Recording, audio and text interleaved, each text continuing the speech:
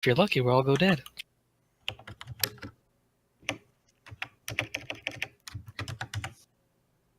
Okay, we appear to be live now.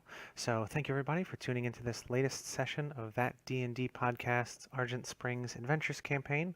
This is episode 6 of season 2. Sorry. Hey, that's my number. Oh, it is. Well, hopefully it's a lucky number and not an unlucky one. I guess we'll find out. This session is we have a little subtitle. It's a date with disaster. And before we meet the disaster, well, I guess I should introduce myself because I'm the disaster. Oh, have you seen those commercials where it's like the insurance thing and there's that mayhem guy wearing a suit? That's me. I'm mayhem. But my friends call me Aaron. Jordan, say a thing, please. Mayhem.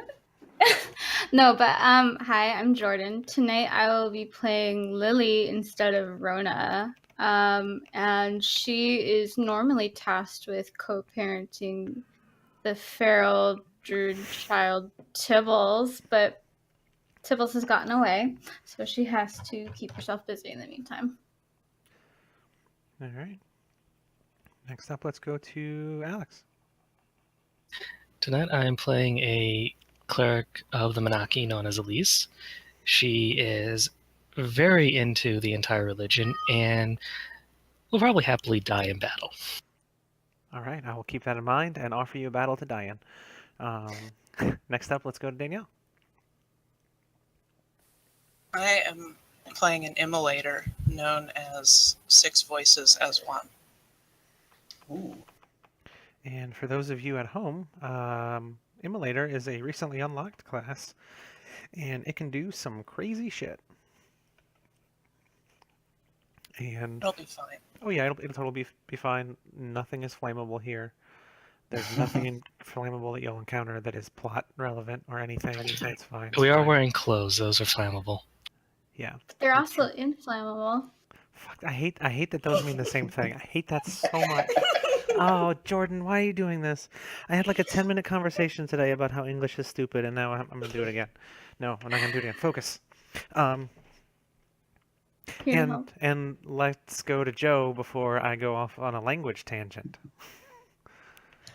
Hey, I'm Joe. I'm going to be playing Kron, the Initiated, a barbarian. Also a new class introduced 2 sessions ago. Yeah. Okay. Sorry, go ahead. Also can do ridiculous shit. Mm-hmm. All right. Well. I'm trying to think. Okay, well, we have at least 2 new characters. So, does anybody? Let's go down the list again, and I guess introduce if you want to like mention anything notable about your character, or hold on. Huh. Okay. Nice. Yeah. So, if you want to describe anything about your character, let's go in the Discord order again. Any notable characteristics or things they like and hate, romantic walks on the beach, that sort of thing. So Lily is an elven druid from the nearby druid circle. I forgot what it was called, Redwater Woods. But her domain is like the frozen tundra, like from the north. Mm-hmm. So her druid tell is like atop her arms are these leopard spots that look like, tattoo sleeves. Nice. Alex? The defining feature of Elise is she has excessively long red hair and one very long braid. Kind of like if you got, what's her face from, God, what was that movie? Disney movie, The Princess. The Scottish one. Brave. Brave, yes. And actually braided it all the way down. Okay. I like it. Danielle, anything you want to say specifically about this iteration of 6?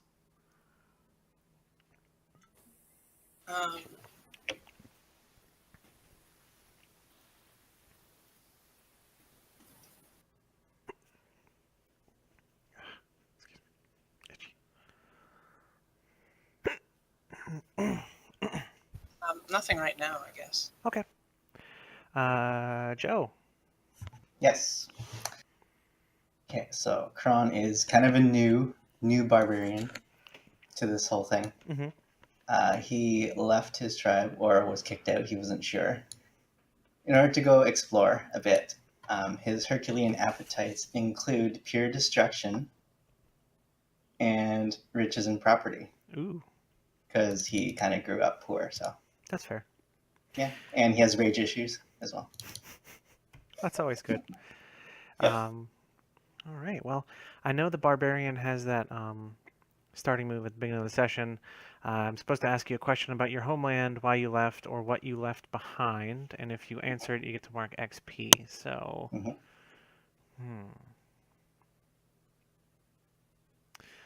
Which loved one was hardest to leave and why?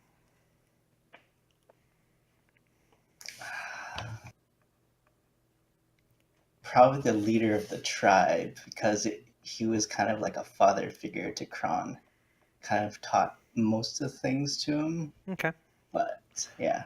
Do you have a name in mind for that tribe leader? And if you say Bob, I swear I'm going to throw up. Mike. You know what the thing is? Like 3,000 years from now, like names like Bob Yes. and Mike may be like weird caveman names that nobody actually uses. So Yeah. this could totally be like, oh God, that sounds so weird and foreign. So you know what, Mike? I'm going with it. I don't even care. Yeah. Miik. Ugh. Okay.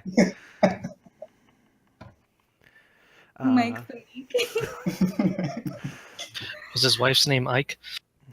Oh, it could be. it's pronounced Ika. Ooh. Jesus, that's okay. Brain. Okay, so the four of you are you're all on the top floor of the Menanke in what is quickly becoming a familiar room for pretty much everybody. There's a long table, still got food stains and plates and stuff on it. Um, there's a youngish redheaded bard. She's got long red hair, some fancy-ish clothes, and some little eyebrow piercings, like 3 or 4 of them. And next to her are an orc with a hook for a hand, a kobold, and a goblin. And um, they're all sitting there expectantly when you walk into the room. And the human stands up and she says, I'm really glad you could make it. Come sit. We have a lot to talk about, and there's some things you all need to decide. Lily is gonna walk ahead of the group and sit down next to Ash. And Ash is going to kind of just start blushing and trying to look forward. She's like, "Oh, hi, Lily. I didn't know you were going to be on this mission. How are you doing?" I can't find Tibbles. Yeah, he said he was going to. Uh, it sounded like recharge. I don't. We've been taking care of him for a while now, and I still can't figure out what he's saying half the time. I think he'll be fine. He has saws in his mouth. While this conversation is happening, Six will take a seat that allows her a view of all 4 ambassadors. Okay. And while Ash and Lily are talking, Ash is kind of just instinctively pouring ale into glasses for each of you and sliding them across the table to the open seats. And you see her kind of actually regain her focus, and she says, "Okay, so there's two different missions that we need to have done, and I guess we're gonna let you all pick which one you want to do. We've got one that's topside. We've lost contact with another one of our sentry towers. Last we heard was something about roots. The sending spell seemed to die off right after that, so we're not sure exactly what happened. And then we sent a team of explorers down to the She checks and she looks through the paper and she says, "Looks like the 27th floor, and they haven't been back. So,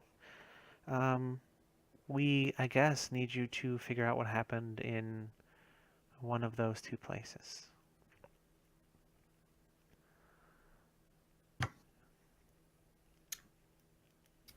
Elise blurts out, "I want to go into the Manaki." Very well.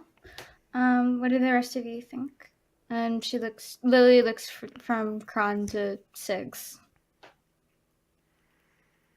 Is We 6 believe- actually on fire? Sorry.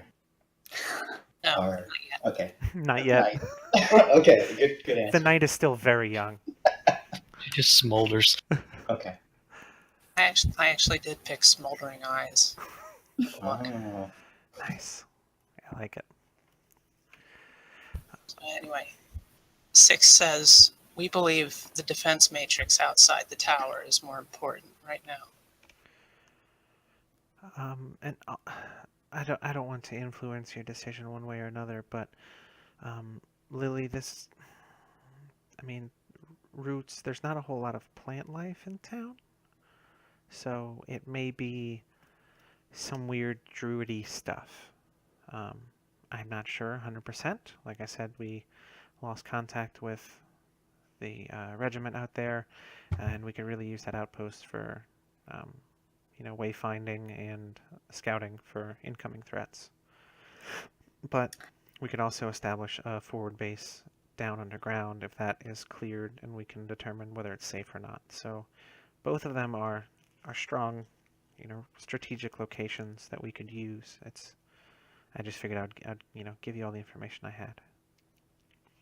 Lily's gonna look squarely back at Ash and be like, I agree. That's why I did not want to let it sway my influence, like going top side or bottom side, whichever one the group preferred going to. Kron? Whatever. Just let me smash. Oh my god! I like that he had to work himself up to that. That's good. Okay, yeah, no, I guess, the Minaki. I want to understand more about Tibbles and where Tibbles came from. Okay, that's totally fine. Let me get the. Give me a few minutes. You all, get to know each other. I need to find. We have a catalog of tagged body parts, and I need to find out which ones have access to this floor. And saying that out loud sounds really gross, so I'm just gonna walk away. Well, they're just like arms and legs, and they're wrapped up. So what's the big deal? You don't have to look at them. Still a bit macabre. Just a bit macabre. Yeah, just a little. Yeah, no, how tall is Kron? Probably 6.5 feet. Tall enough to party. Yeah. Only destructively. Yes. Kron's an elf, so it's kind of a muscular elf, but not as muscular as a lot of barbarians are. Ooh, watch out, it's Ragnar. Uh-oh. Are we gonna have a flex off? Oh, so Maybe. Yes. he's anime buff, but not Alex Louise Armstrong buff. None would dare to strive for such heights. Yeah. Oh, by the way, can I roll coin? I haven't rolled coin yet. Oh yes, sorry. For No. all of you with new characters and 6, I guess that counts too, since this is another character. Just a d6 times 10, and that's how many dollars you have. I did do that at some point. Ooh. Goes with my poor background. I have 34 cents. What can I buy?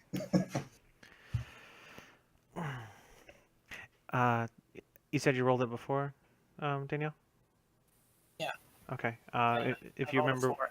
Okay. Okay. I was about to say, if you Was remember what it is, that's fine, and then if not, you can, re-roll it. So, let me show everybody what is available. Boop boop. If you would like to buy any supplies, now is the time. There is a there is a goblin walking around. He's got this. It looks like it's made out of bones and like stretched leather, but he's got this weird backpack that goes with like two poles up into the air, and he's got stretched between it is like leather with paint on it, and it's terribly spelled, but it says "get items." I And have a question. yes, In season 1, we did something to earn half off potions. Do we lose that now? that guy died.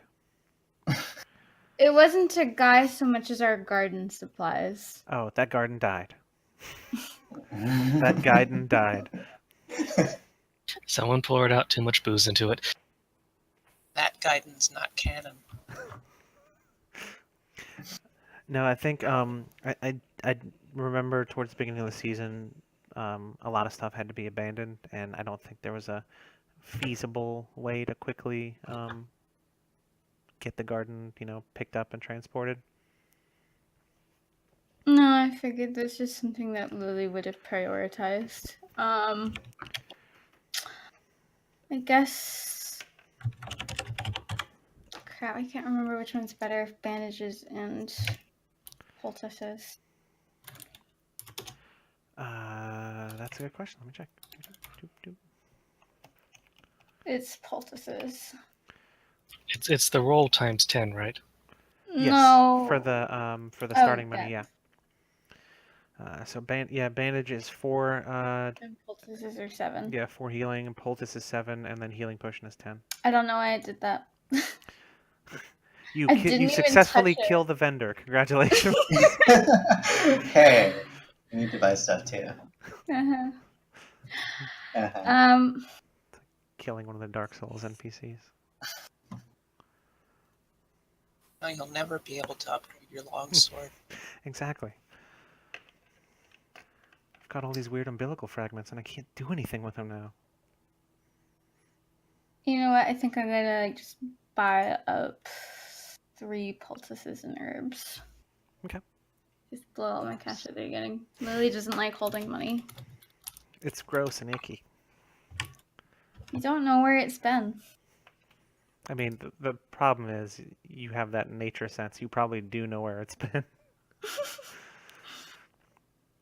All right, so you're getting poultices. Anybody else buying anything? Lisa's gonna buy on antitoxin, bandages, and the poultices. Shit, okay. If y'all could stop preparing for things, I'd really appreciate it.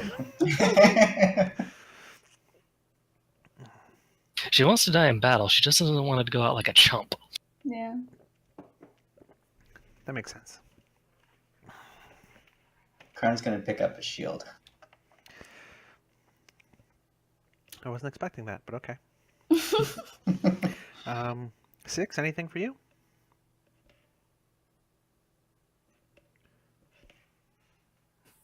Well, I haven't thought about this, so I'm thinking now. Oh, okay.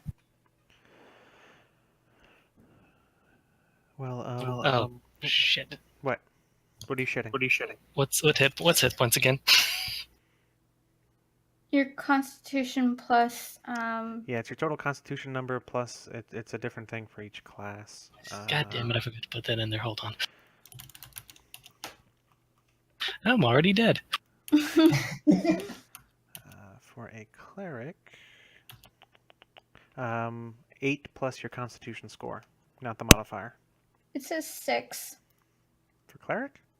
Yes. I'm looking at the SRD. Okay. I'm looking at the PDF you gave us. Oh no, it gets him closer to dead. It gets at least closer to dead. Sorry. So I'm Thanks. When you die by 2 HP, just blame Jordan.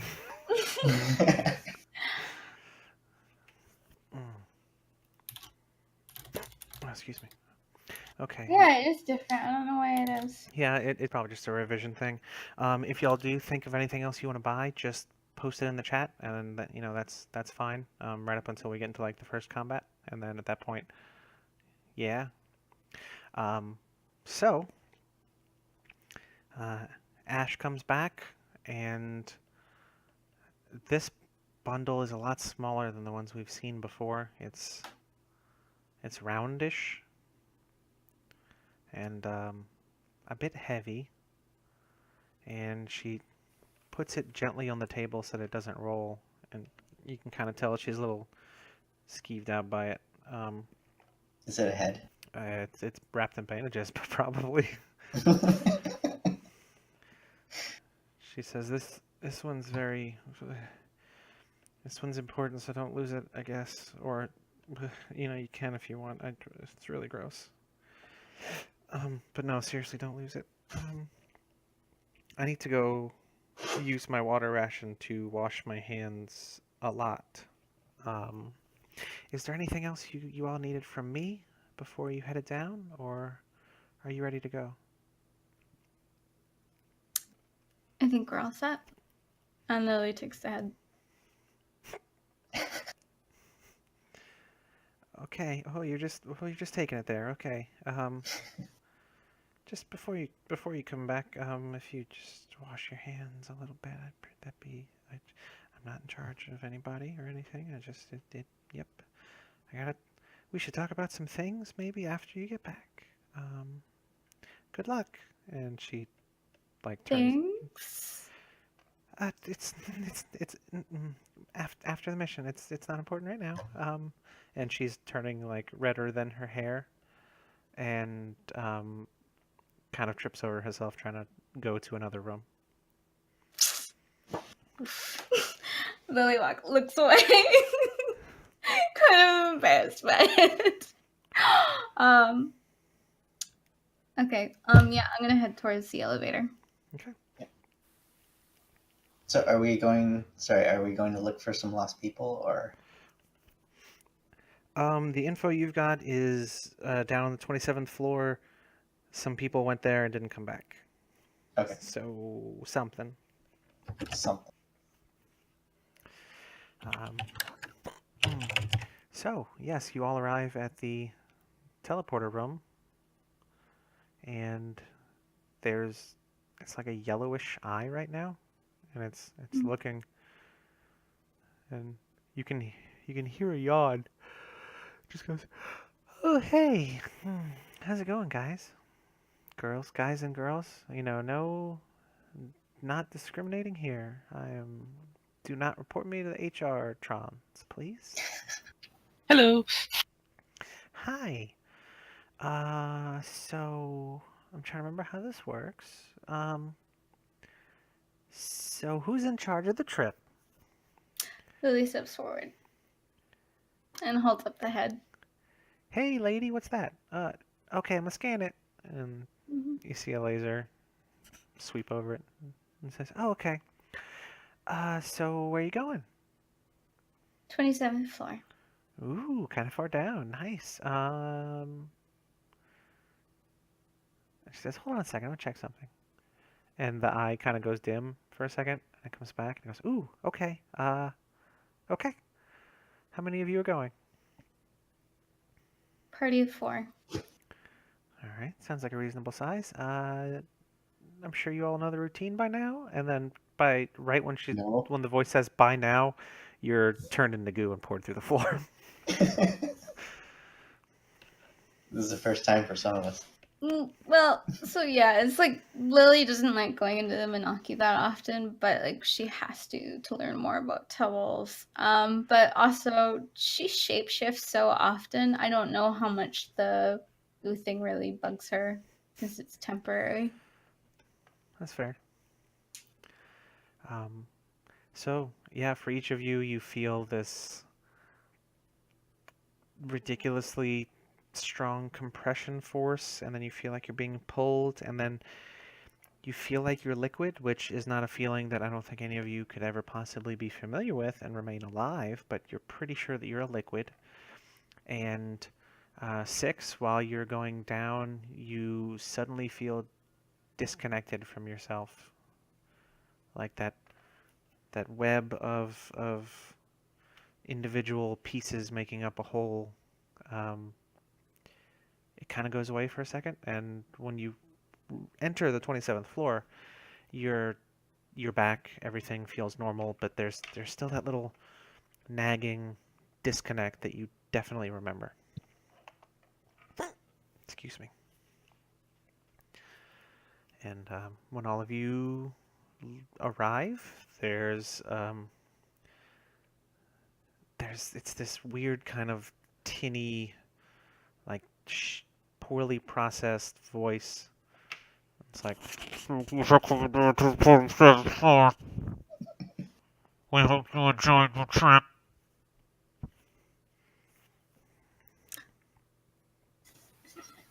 Lily's gonna look at it, make a note of it, and when she goes back up, she's gonna bring it up. And I don't think we have any technicians, but maybe one of the 3 other races at the council table would know something more about it. Needs repairs. At least throws up her hands and goes, woohoo! So, how dark is it in here? On a scale from 1 to 10, it is very dark in here. Okay, then we will ignite our burning brand so that we can have some light. Okay. I believe there is a roll associated with that. It is con. All right. I guess that makes sense because you're catching something on fire. Let's go. I typed the whole thing in to the character sheet, so I hope that's all correct. I guess we'll see. If not, I'm sure, we'll get the gist of it either way. So 6 stands kind of to the side and rolls up her sleeve all the way up to the shoulder and holds her arm out away so as to avoid startling anyone or catching them on fire in the process. Yeah. Very considerate. Mm-hmm. 8. All right. So yeah, choose one of the following. One of the following tags: hand, thrown in, or near, +1 damage, or you make it not dangerous. Well, it feels pretty dangerous on this floor, so I'm going to go with thrown and near. Okay. So now you have basically handheld fireballs. Okay, sweet. So I don't know if have any of you all been around an immolator before? Because this person just kind of conjured magic with their hands, like fire. Probably not. I'm pretty sure I'm not that dissuaded by seeing fire because of Dre all day.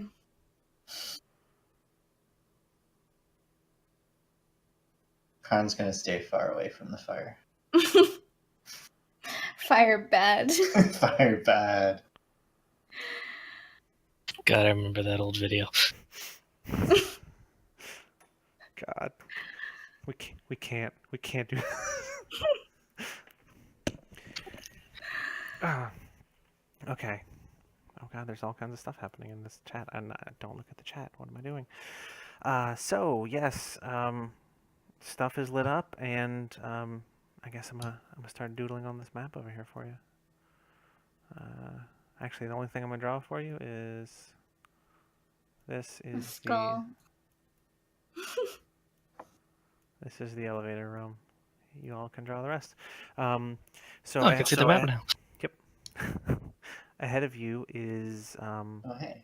it's kind of a longish hallway, and it comes to an intersection.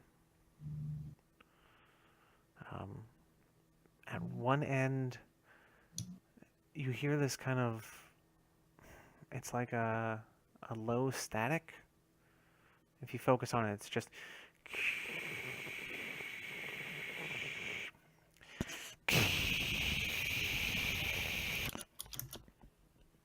and it kind of makes it hard to communicate.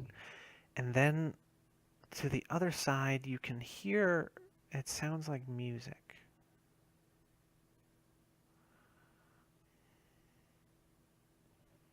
Oh. Right, there's one hallway, but there are 2 sides that we can hear things from. So leading from the room with the teleporter is sort of a long hallway that comes to like a T. A fork. Yeah. And then one side has the static, and the other side has faint music. What do we know about the missing individuals? Does anybody, I guess, who has the mission briefing? Let's say she handed you one. Nah, it doesn't I matter. would think Lily would have it. Did we take it with us? Or we left it on the table. No, I took it in the head and like numb it. So this was another party of adventurers sent to kind of recon this floor. They've been successful in their other missions. It's a group of like 5 or 6 of them, and they're solid, like competent people who've been doing this for a while. Okay. I feel that we should go towards the static noise. If we don't find the other group, maybe it's at least the source of whatever's happening in that direction. And Lily like kind of gestures towards the music. Hmm. That seems reasonable. We agree. Yeah. Okay. Thank you, Kron. Anytime. He's the voice of reason in the party. Whatever. Whatever. All right, so you head down the pathway with the staticky noise, and it starts off as this sort of uniform. It's not perfectly smooth, but like the floor is reasonably shiny. It looks like it's almost like somebody took the time to polish it for some reason. And then it kind of slowly turns into some sort of worked stone. It's not as shiny, it's not as ornate looking. And then you start seeing like pipes running through the walls, and you can hear every now and then the sound of something running through the pipes, either a liquid or something chunky, and then like a hiss, and then just at all times there's this kind of oppressive heat, and that just kind of makes it hard to focus on anything. Well, in that case, I'm going to press my favorite button, and 6 will discern realities. Okay. All right, so you got an 8. So what exactly are you like analyzing to try to get information? Is it just like, you're checking the floor for tracks, or like, looking for signs of stuff? Pretend we're in a movie. Yeah, just describe it like cinematically what you're doing when you're trying to gather info, and then, at the end of it just ask me the question and I'll tell you. So we're hearing this sound getting louder, and we're feeling hotter, and there are pipes in the wall, and we hear liquid. Mhm. So it seems like we are heading closer to something that is very likely to be dangerous to us. That's fair. So Excuse me. what should I be on the lookout for? That is a good question. There's 2 things you should be on the lookout for. Excuse me. First, just below like hip level, you see, just in the flickering light of the fires in your hands, you see it looks like there's something that doesn't fit in with the rest of the pipes. It's like a almost bent blade of some sort, like it's resting in the pipes and may have some sort of method of messing up your day. And also there's a blood stain on the ground, and it seems to lead forwards.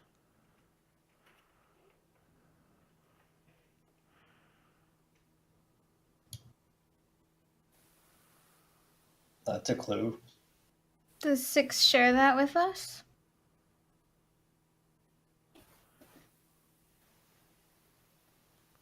Yeah, she tells the party to wait for a moment because there's a blood trail going ahead, but there's also like a blade in the wall.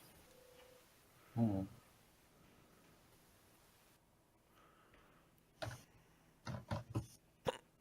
Should we remove it?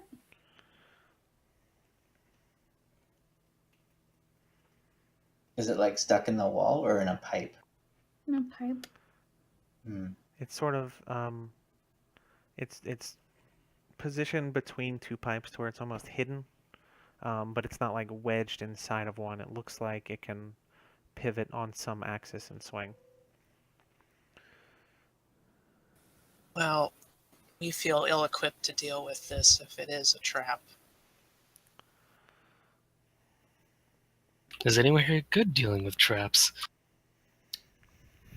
Probably Kron. I can trip them. Or I can make Aaron sad and have Lily do it. Wait, we do have an idea. Yes.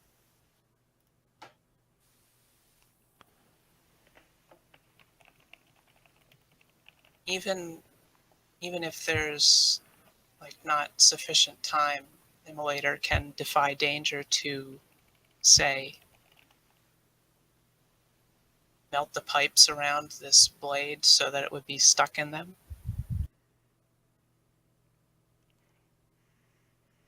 But we don't know if the blade being blocking the pipes might be causing the static or the noise that's disruptive in this hallway. You know what, on second thought, disrupting the pipes might disrupt the machinery in the tower. Yes. Hmm. Should we go follow the blood stains first? I just feel like we're supposed to do something with the sword. Just like, Hey, maybe the sword just needs to do something to you. I mean, you're really only thinking it from one viewpoint, and I just don't think that's fair. Maybe we're just being a little selfish here, not thinking about what the sword really wants. Right. What is the sword's motivation, What if the sword wants to be left alone, Just kind of chilling in between the pipes.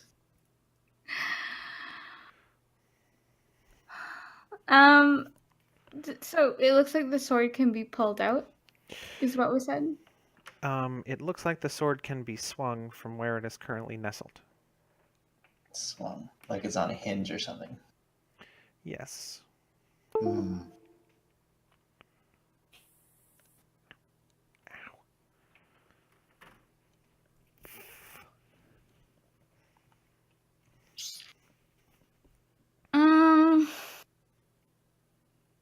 I think we should detach the sword. Okay, Kron will pull it out.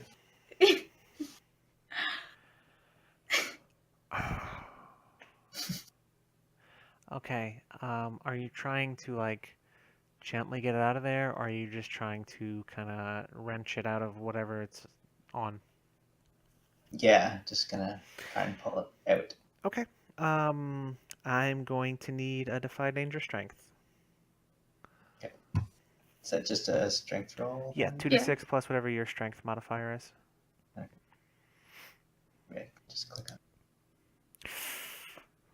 Is that 2d6? Yeah. Yeah. Okay, so you rolled a 6 total, which Mark XP. good news, bad news. Okay. Yes, good news. Mark XP. Okay. Also good news, this probably won't kill you. Okay. But you pull on it, and that apparently seems to be one of the trigger mechanisms. And this blade, it flips open to where it's almost like doubly long, and then just in the blink of an eye, it swings, covers the length of the hallway, cuts you across the stomach, flips back, and then goes back in between the pipes. So I need you to roll me a d10. Okay.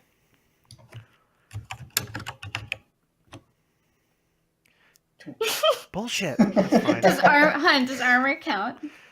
Does he have torso armor? Yes. Damn it. Yeah. I'm wearing chainmail. And a shield. Yes. Fine. That's fine. So no damage. Yeah, whatever. It's fine. Yeah, but now you know that that thing can move. Okay. Okay, so we'll leave it alone then. Knowing is half the battle. Uh-huh. I would like to shapeshift into a snow leopard and follow the trail of blood. Okay. We will try to keep up with Lily because we have the light. Okay. And So yeah, so roll me a shapeshift roll, Lily, and anyone who wants to try and follow Scooby Doo on the trail, you are more than welcome to do so. Is this going past the trap that was just triggered? Yes, it is. yeah, I was gonna say we're So- all. You go ahead. So we should still probably try to disarm the trap. Yes. I was going to say, since we have seen its range, we could just avoid it. We don't know what condition if we find the other people or if this is even their blood. We should disarm it further. Kron, do you want to try again? So instead of pulling it out, maybe bend the blade so it can't move anymore. Or you could break it off. Can I just break it off with my axe or something? If you want to roll another Defy Danger Strength. Sorry, defy danger. Strength again. Okay. Oh, 13.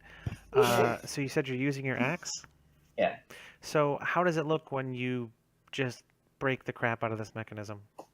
I'm gonna use the blunt side of my axe Okay. as to He just not. pops out. Yeah, kind of like a hammer instead of just hitting it over and over again. Just try and bend it or break it off. Okay. This metal is actually remarkably flexible. It doesn't shatter, but you do bend it to like a 90-degree angle. Mhm. It doesn't flip open anymore, but you have set it to pretty much trigger constantly. So what it's doing now is it's swinging back and forth and hitting the pipes. So it's just going dung, dung, dung, dung, and you have that to go with your hissing sound. Oh, awesome. You got a fat beat going on. Hey, we're a couple of instruments away from dubstep. We're trying to create music on both sides of the hallway. We're gonna bring it back. We're declaring this mission a failure. That's fair. You might just burn everything and then leave. It's a valid option. What do I get for hold as a snow leopard? I would say like enhanced vision and smells, and probably you could roll dex if you did like an attack. Hold on. Excuse me. Well, I guess at least the smell and the sight vision's useful. Dex is my dump stat. Oh, nice. I figure they're supposed to be graceful, so like you'd do like dex +1 or something like that for a hack and slash with that thing. No, Lily just hit stuff like a truck. When you guys approached her, the side session. Cool. I'm going to. Can I tell what kind of blood it is? Like if maybe it's one of the races of the party that went missing. If you taste it. Yeah. Okay. I will. Okay. Lily doesn't have any qualms about that sort of thing. Yeah, that's fine. I don't know. So this is it seems like blood from 2 or 3 different races, but it's mixed together. Okay. Not like it mixed together on the floor, like it was mixed together before it came out. Yeah. That's worrisome. I'm just gonna keep padding on down the hallway. Okay. figure Elise will follow after. All right. Mhm. So this hallway continues for it's probably a couple 100 feet, and then it starts going further down underground, and the heat is getting more intense, and the humidity is just increasing greatly. You can see kind of beads of water forming on kind of all the surfaces here. It is damp and oppressive, and it smells kind of like sulfur and ozone. And you see a glow up ahead. You can't make out exactly what it is from here, but it's a little ways out, maybe 100 yards, 200 yards or something, but there is something glowing, and it is big and it is bright.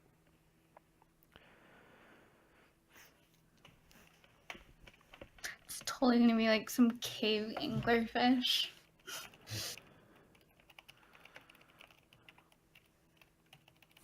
How do you figure that?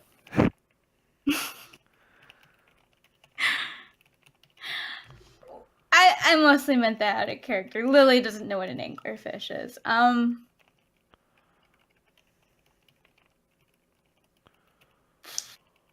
Okay, I well, guess I'm since we're going down to here. wait for my party to catch up and kind of gauge their response. Yeah, I think since we're down here and it's ahead.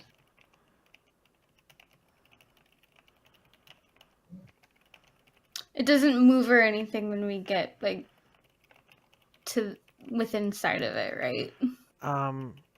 No, as you all move up, this thing itself is not moving. It is a vat, maybe 80 feet wide of molten something. There's machinery that's clanking along on tracks, and it has these strange wiry things, and it is dipping them in this stuff, and you can hear steam hissing. Mm-hmm. And then when it comes out, there is it's it's white, and it looks porous like bone, and the forms on these wires are like skeletons. It's disturbing. Where? How far did that trail of blood go from the original part in the hallway? Do we still see a trail of blood? It gets into this room. Um, you can't track it all the way to the big vat or anything, but the ground here is covered in this strange soot. It's probably soot, but with all the humidity in the air, it's kind of turned into a gross paste. Um, so the ground's sticky, and the blood kind of seems like it's dispersed through some of the paste over time. So yeah, you can't follow it any further. That's gross. Thanks.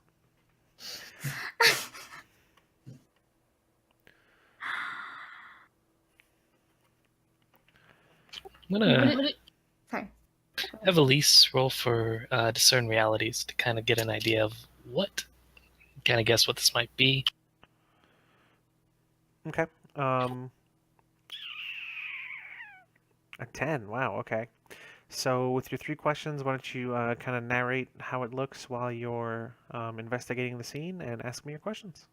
Okay, are we above the vat or below the vat, or Uh, you're in the same room with how high it is. You can sort of see just over the lip of it. So it's probably like 60 feet wide and probably 4 or 5 feet deep, at least 4 or 5 feet deep. Above the level of the ground. It could go down further than that.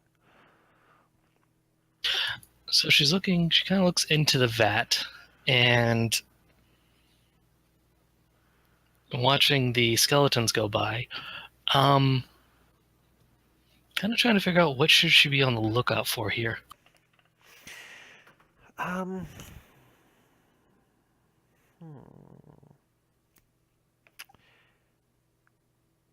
Um, almost to the vat, you see two figures um, face down in the gross slime.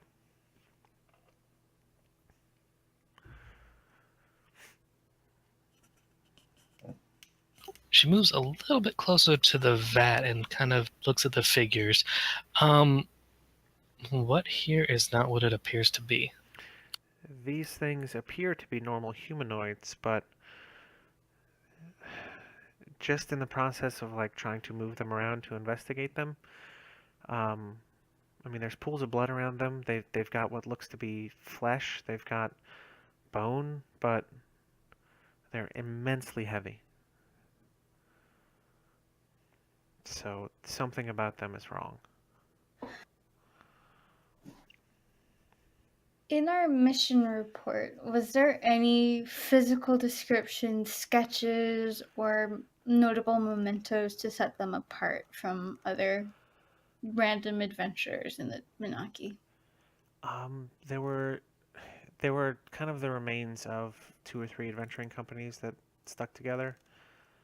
So they all tended to wear stuff with feathers on the shoulders. Okay. And she looks around and kind of looks at them. What here is useful or valuable? Um, Like, valuable about trying to figure out what these bodies are. Useful information about those. mm-hmm. As you inspect the second body, around the back of the furnace, you see like a glowing green rectangle attached to some sort of small uh, pillar.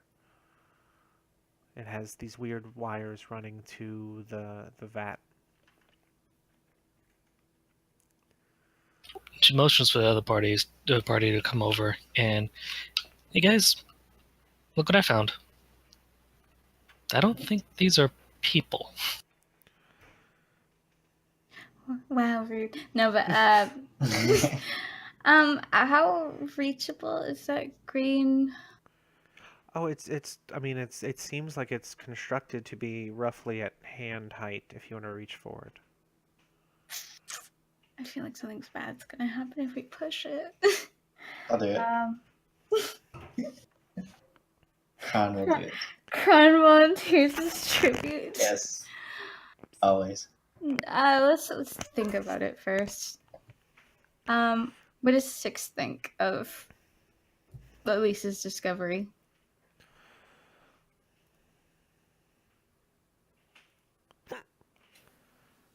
Well, the bodies were heavy, right? Yes.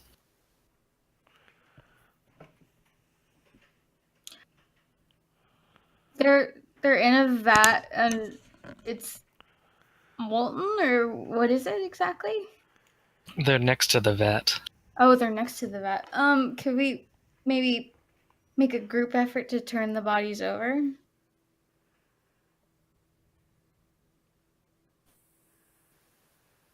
Like No, to that see what's sounds in front of them. Yeah, just to see if maybe these are the people we're looking for. Lily is going to try turning one over as a snow leopard. I don't know, somewhere less intrusive to clamp down on. Okay. Um,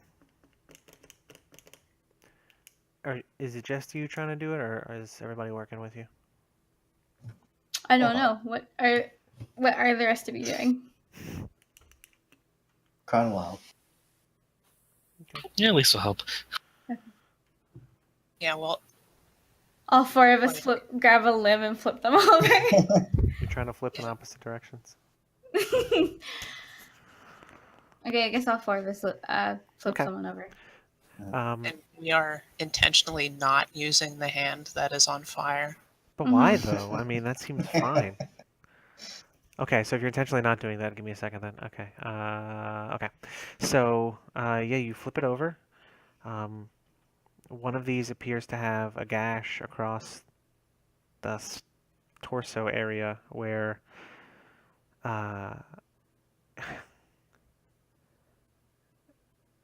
there's a big pool of blood, and it smells familiar, Lily. Like from the trail I was following in the hallway. Mm-hmm. Okay. But the wound seems weird, and I mean, that's all you can kind of tell at a cursory glance, but this is probably the thing that got cut. At least one of the things that got cut. Okay. What race or, kind of general build is this person? Kind of remarkably nondescript. Remarkably unremarkable. It's like an average face that when you're not looking at it, you can't really remember. Not fat, not thin, not short, Okay. not tall. Probably humanoid. Um, Just really heavy. yeah, just probably like 500 pounds. That's pretty remarkable. So you're saying the skin is normal, but it's like that bones are heavy, kind of thing. Something inside it is making it extremely dense. Hmm. I found a picture of the face. But it's dead, right? Uh, at a cursory glance, yes, it is dead. Kron's gonna try chopping off one of the limbs to see Oh my gosh. Okay. if it's actually tough, like steel or something inside. Okay. Plus, he Normally, wants to chop something. yeah, no, that's fine. Normally, I wouldn't make you roll for this, but I need you to roll me a hack and slash. Okay. 10. Jesus. Okay. Roll your damage. I just want to point out that his weapons have the forceful and messy tags. Yes, very forceful and messy. Jeez.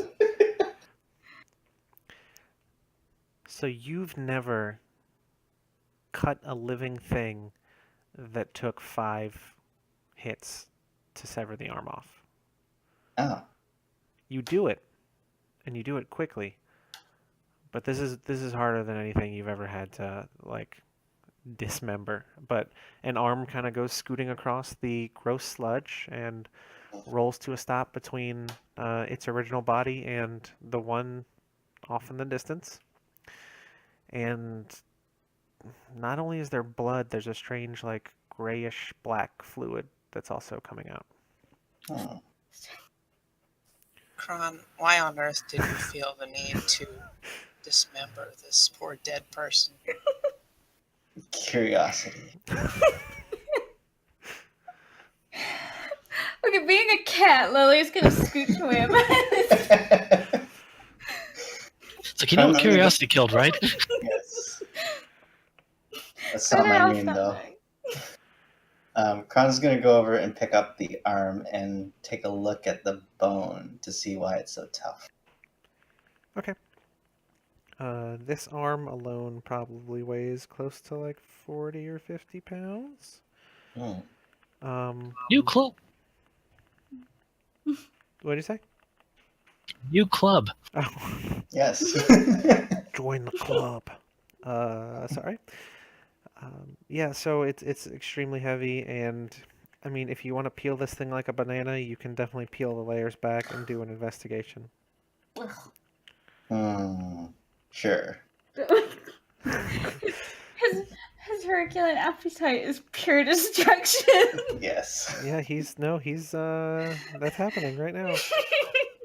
It's a good start. Yeah, so Six is oh wait, Do you sorry, want to describe it in detail for the recording? Yes. what were you saying, 6? Six is just standing by, shaking her head disapprovingly. 6 will remember that. Did you ask if you wanted if I wanted to describe in great detail what's going on? No, I figured he could describe in great detail okay. what's going on for the recording's benefit. Yeah, I really think he should. And tell me how long it takes you to realize that the bones in there are metal. Okay, so is there clothing or armor that's still on this arm? Yes, it's got it looks like some basic kind of like leather adventurer's armor. Okay. So Kron is just kind of holding the arm by the wrist and just like kind of ripping off the clothing and stuff, kind of looking at the skin, looking at the stub there, kind of like tapping it with his finger. Then he just kind of takes his dagger, kind of slices the skin, Mm-hmm. kind of peels it, kind of like a big fruit. You take a bite to see how it tastes, or we just No, not okay? really. We're ending No, the fruit he's not metaphor hungry there. right Okay, now. that's fine. Yeah, Just just wants to check. maybe, just kind of exposing the Terminator arm. Yeah. And the thing is, like, aside from where you like chipped and cut through the bone, it is like that bleach white color. But where you impacted the bone, there is like flaked metal and stuff underneath. Hmm. All right. Kron will hang the arm from his belt. Oh no, the barbarian's armed. Yes. Hey, which arm is it? I'm just asking for a friend. Is Left it the arm. left arm? Oh Yes. God, Jordan. This might be useful to someone. Whichever arm is plot relevant. Yes. Oh God. Right. Okay. I'm gonna tell the rest of the group the bone is metal. So metal. You're all word criminals. Elise looks over at the other one and looks at Crom and says, "Hey, can you give me a hand?" Sure. Take inspiration. If it, She's gonna kill us all. So what I'm thinking is we might want to dismember both of these because they might come back to life as potential threats. Okay, are you gonna convince us of that? I don't know.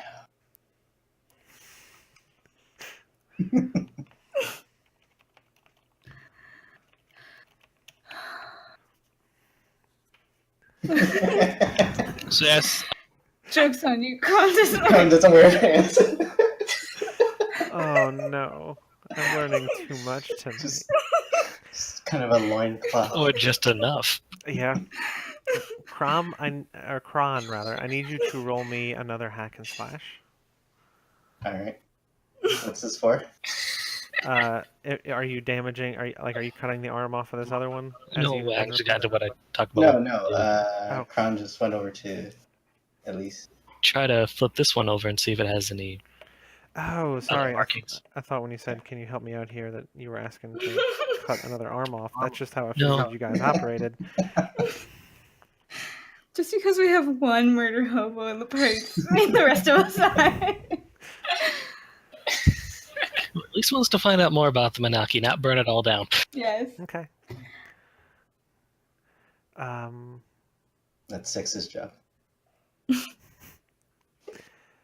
Yeah. So you flip it over, and in the is anybody else helping, or is it just the two of you? Lily's helping. Okay. Six, are you helping or staying back and observing whatever this shit show is? Excuse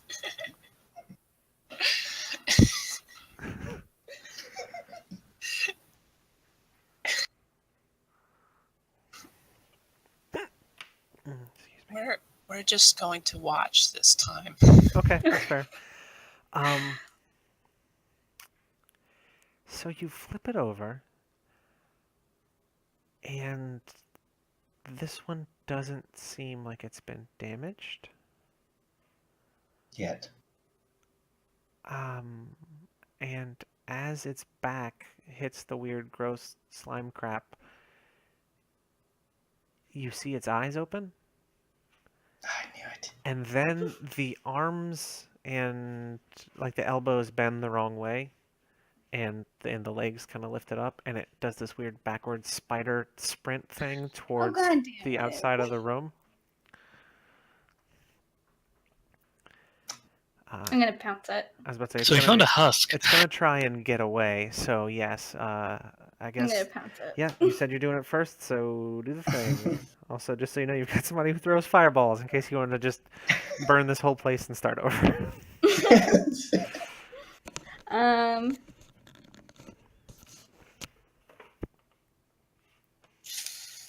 Okay.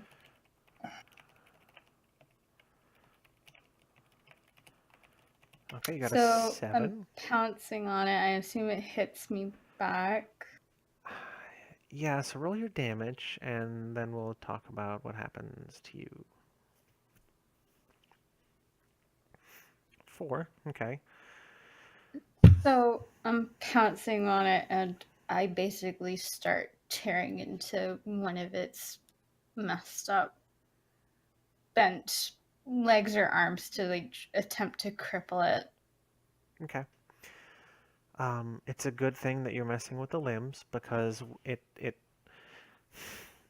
you hear a crack and one of the arms goes to like the middle of the back and it runs like a tripod as the fourth arm grabs you by the throat, squeezes real tight, and slips in the slime a little bit before it can throw you into the vat. So you just slam into the side really, really hard. Wait, a So disembodied arm tried to toss me into the vat? Oh, no, this is the regular one. The other arm moved to the middle of the back to compensate and allow it to keep running at full speed like a weird spider. Oh, okay. Oh, the arm moves. That's great. So, yeah, I need you to roll a d8 as you slam into the side of the vat. 6. So you take 6 damage, and you hear Does armor help? yeah. Okay. You hear a crack. You're not sure if it's you or the thing you just hit. Anybody else want to do anything? Yeah. It is rapidly getting the hell away from you all. So if you want to chase it down, you can give it a shot. I think probably each person has a chance to do like one thing before this thing's gone. Yeah. Well, while nobody is nearby, we're going to throw a fireball at it, That's fair. That's fair. since it seems we are resorting to violence already. All right. I'm surprised it hasn't happened sooner. I think hacking the arm off was the start of us resorting to violence. Probably. So if you're using the Burning Brand, it says you can use Int instead of Strength or Dex when making attacks. So if you want to do that, or for a volley, it would be Dex otherwise. 8. So you have the same drawbacks as usual. You could burn an extra use of your fireball. You could kind of get a less than ideal hit and do 1d6 less damage, or you can put yourself in a spot of my choice.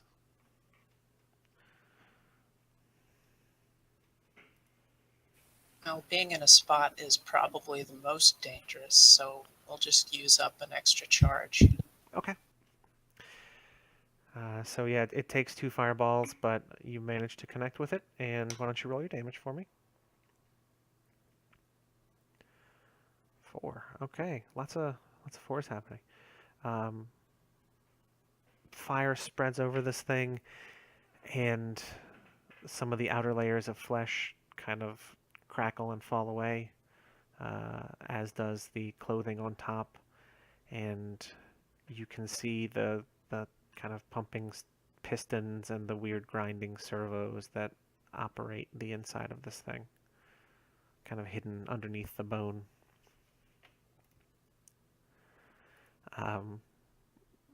Kron and Elise, how's it going? Gonna go for hack and slash. Do it.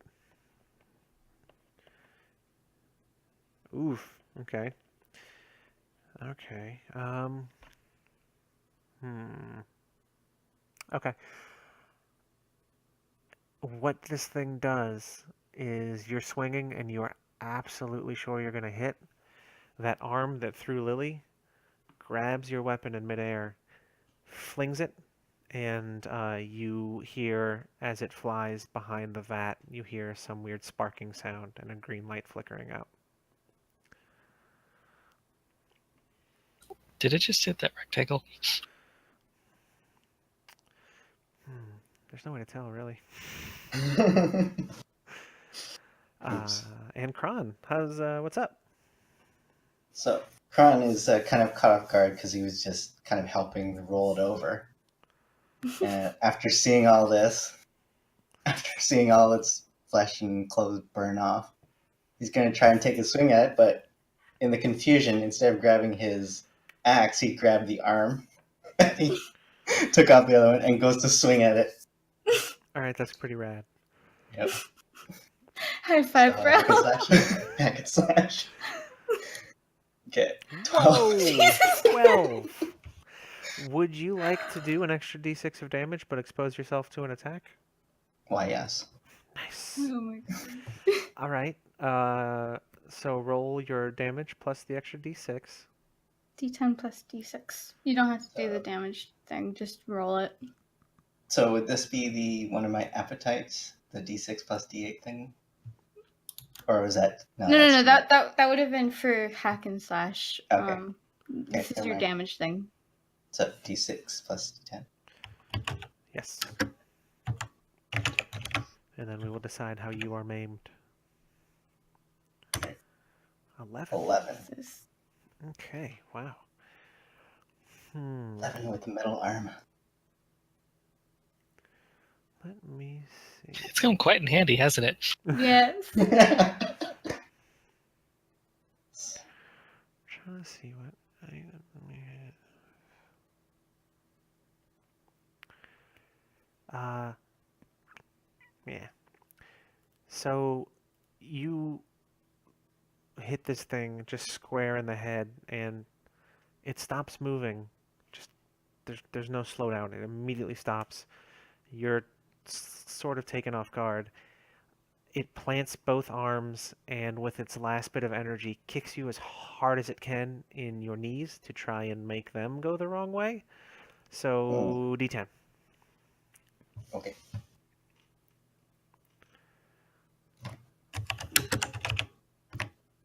Three. Stop it. -2. 1 damage. That's fine. This is fine. Got your attention. Yeah, so you now have two deactivated weird robo body buddies. Oh, it's deactivated now. Yeah, you found the power off switch. It was in the middle of the brain. Yay. Hooray for percussive maintenance!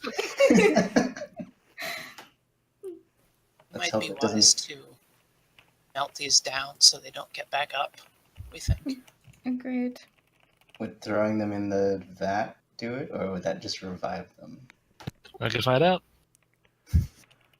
Oh, the vat's just full of molten metal, isn't it? So it's just kind of like a swimming pool for 6. No, actually, that's the other racial trait. We didn't get that one. Oh, okay.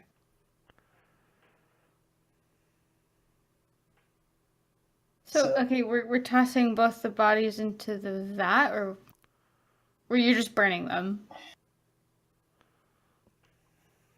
Well, if you can say 500 pounds is just tossing something. Teamwork makes the dream work. If you on tiptoes and fingertips toss this 500-pound thing into this goo. Okay. Before we do this, perhaps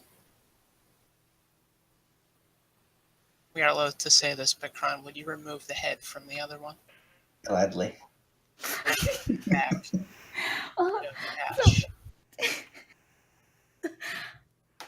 They're kind of heavy. What if we kind of broke them into pieces and tossed them in individually?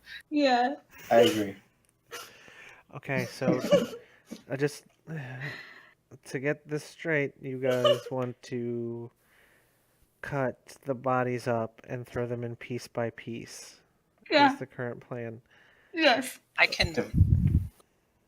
We can use handcrafted to separate some of the limbs so that Kron's not doing all the work. Okay. Yeah, you can do that, and Kron, Yeah. are you using your axe for this? I guess I don't have any other object that can actually sever limbs.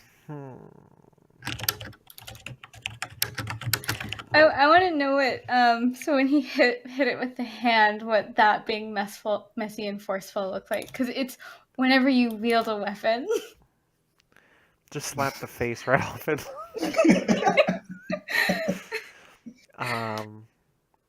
Yeah, This so is amazing. I need you to roll me 2d6 plus strength just once to see how your axe fares in this whole thing.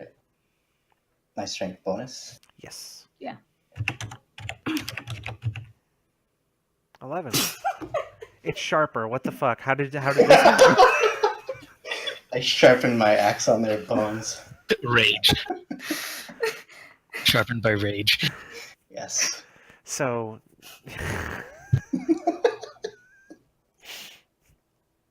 second. Nobody ever fails when I'm expecting it. I don't know what's happening anymore, and no, it's you do the thing and then you dispose of the things. Nice. Elise kind of pauses for a moment, looks around. Wait, where's my hammer?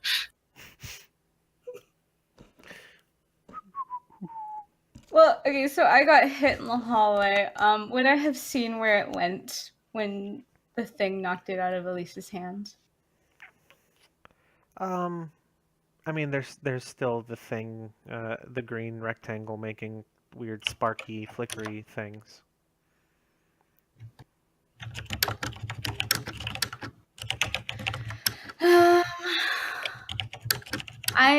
So I don't know what that is. I'm mostly immediately concerned with the disposal of the body and making sure teammates are rearmed. So, Okay. I don't react to the rectangle. Crom is quite armed. Mm-hmm. Armed and dangerous. Yes. It's a souvenir. Not only are we murder hoboing, we are word criminals. I also want to see if the arm activates any other floors. Nice. Oh yeah, because machine. Mm-hmm. So, like, how much weight should I add to my inventory for this head? I'm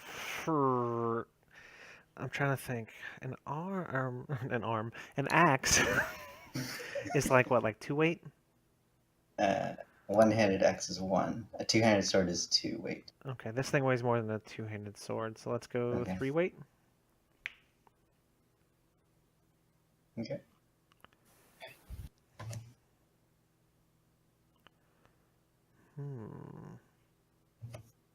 Yep, sweet, got it. Is anyone else hurt? Besides Kron's 1 HP. Yes, I'm so hurt. Got boo-boo on knee. 3 weight, you said, right? Yes, 3 weight. Excuse me. Same with the arm. 3 weight. Yeah, the arm's 3 also. Okay. All right. I think the torso would be about 9. Mm. Yeah, so you take your souvenirs, I guess, out of the things that you're throwing into the goo, and again, you hear sparking, kind of weird clicking, and it's not a sound you're familiar with, but something's going beep, beep, beep, beep, and it's on the other side of the vat, kind of back by where that screen was. Well, somebody better switch the power supply off and back on again. Maybe you could use that handle that it has now with the weapon sticking out the front of it. Elise goes over to look and says, "Oh, there's my hammer," and tries to pull it out. So you are able to pull it out, no problem, and the screen that the hammer was embedded in begins to flicker and fade, and you make out 4 words before it shuts off. It says Operation Counterpart, Phase 6. It's probably fine. Hey guys, it just said something weird. It just said Operation Counterpart Phase 6. Anyone know what that means? No. Should we leave? Yes. Um. Are we gonna fight our mirror selves? No, that would be too cliche. Versus Team Kirby, and then they all fly out of the goo.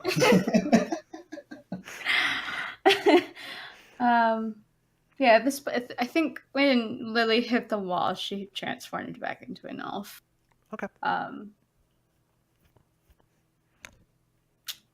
So we don't actually see anything actively change besides the screen going off, right, in this room. The screen has gone off, and the things that were on tracks up in the ceiling, they stopped dipping things into the vat, and they just kind of remain motionless now.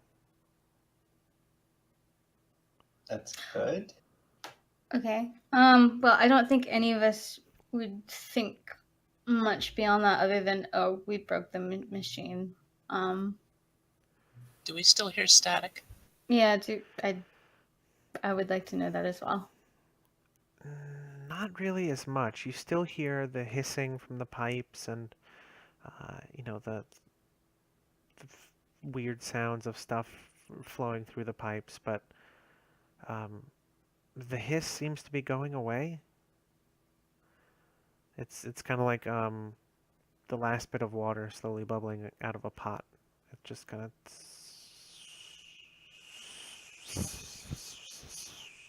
and it fades out. Any noticeable change if we look into that? It's hardened. That's probably fine. It's a 60-foot wide, what appears to be bowl made out of a solid bone. Or filled with solid bone. Let's go down that nicer sounding hallway. Okay. Before we leave, Kron's gonna smash the screen some more with that arm, just to make sure it's destroyed. Okay. And in pieces. There's no further down in this direction. This side of the hallway seems to end in this room. There's those tracks, coming out of the ceiling, which is probably 40 or 50 feet up, and the tracks kind of lead out to different places, but there doesn't appear any way to kind of get the things on the tracks moving, and you'd have to get 40 or 50 feet up somehow. How wide are these track openings? Not very, maybe a foot or two. Okay. I can go investigate as a bird. A goose. I was going to say an owl, but Would that be too big? Yeah, if you want to be a nerd about it, God, be a goose. No. No, that is totally fine if you want to roll your shapeshift thing. Yep.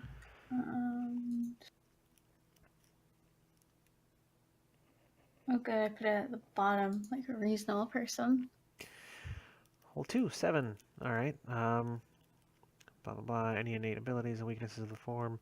So yes, you can fly. You've got better perception. So let's say I'll give you +1 on discern realities. Okay. You can't communicate with the team. Okay. You can't pick up things since bird. Well, you can pick up things that can be grabbed in an owl's footses, but you can't carry stuff in your hands. Okay. Six will stand kind of under, but not directly under the opening, and hold her arm up so that some light will go up there and make it easier to see. Fireballs. I just kind of assumed being an owl, I could have some sort of dark vision. Well, that's for us to see, not you. Oh, wow. Okay. I'm gonna fly on up to go investigate. Okay. And 6, if you wanted to use that last charge you have for your brand, you can basically, let's say you can make like just like a pillar torch thing in your hand that illuminates this whole room really well. Doesn't have like a combat effect, but it's cool and bright if that's the thing that you're into.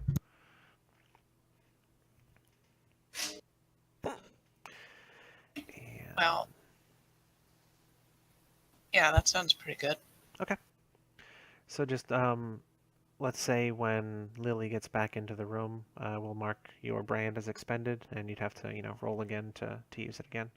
But Lily, you get to the room. Well, you get through this. The tracks lead up to it looks like a doorway that seems to be pretty flush with the stone, which is why the gap looks so small. Mm-hmm. But you're able to fly through, and the track goes on for a ways, but it eventually forks, or it doesn't fork, it travels downwards and downwards. It seems like, I don't know, a quarter of a mile, half a mile, something like that. You're flying for a while. Yeah, I And can fly pretty fast though. yeah, and finally you come to the opening and you see it. And there's a wide room, bigger than a clearing in a forest, longer than a banquet hall, and it's full of, I'm using air quotes here, people. And they're just standing there. Doing a cursory flight, like circling around overhead, do I see anyone that sticks out, like that might be the people that we're looking for? Also, do I hear anything? There's no sound, there's no movement in here. They're all standing like still as a statue, facing random directions. It seems like they're not all facing a certain direction, like they're ready to leave or anything like that. And the thing is, you see a lot of people that you recognize. Oh. That's super disturbing. You see a few people with green cloaks. There's a guy here that you're pretty sure the green cloaks were mad about because he died or something. There was a whole kerfuffle about it. There's a few people with like feathery cloaks. There's a druid that looks really familiar to somebody you heard about who used to be in the adventuring guild. Halfling. Yeah, it's kind of hard to tell, but yeah, but there's it seems to be all kinds of different races. They're all wearing different clothes. They're different ages. There's children here. There's adults. There's elderly people. It's basically like somebody got a snapshot of the town at a certain point in time and then put them here. Okay, I immediately turn around and rejoin the group because that is not something I want to really stick around for by myself. It's totally fine. It's totally fine. I like how that nope, the O and the P look like a pair of scissors. Like that's pretty good. Call it the nope room. So what are you all doing while you're waiting for Lily to come back? So I love that. 6 Trying. and Elise and Kron. Gonna look for anything that looks valuable in the room still. Okay.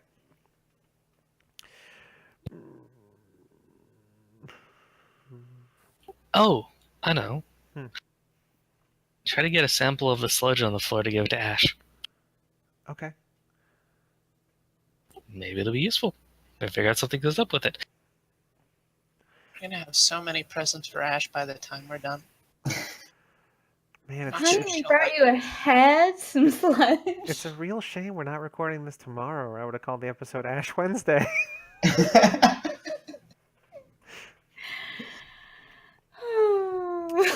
Ba-dum-bum. So, if you want to look for valuables, give me Discern Realities. Or just a 2d6, like a luck roll. I'll let you know what you find. If you want to scoop up the slime, you'd have to use, you'd have to have some sort of container. So if you have like a water skin from your rations or something like that, that would be fine. Okay, you got an 8.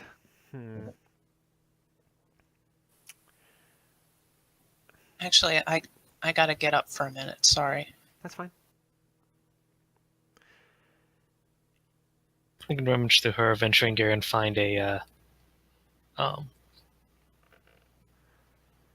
little potion. bottle. Okay, Yeah, a little bottle and scoop some up for it.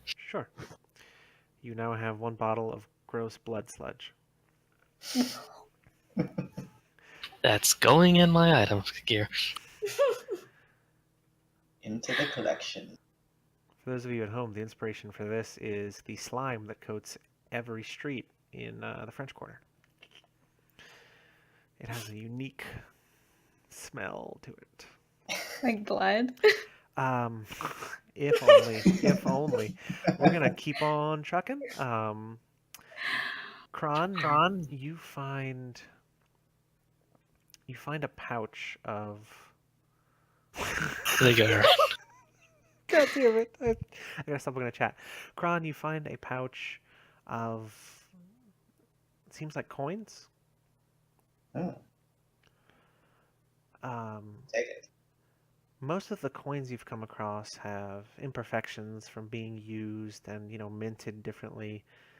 These look like they are exactly the same. Like perfect circles, neatly pressed, everything. It is a bag of. Roll me 2d20. I swear if you roll 2 ones.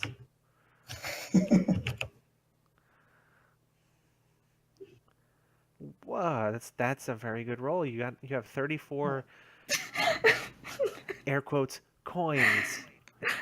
Yay, counterfeit coins.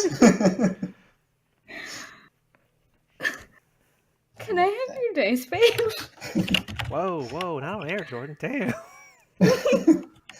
Oh, after those first 2 failed, it's been getting better.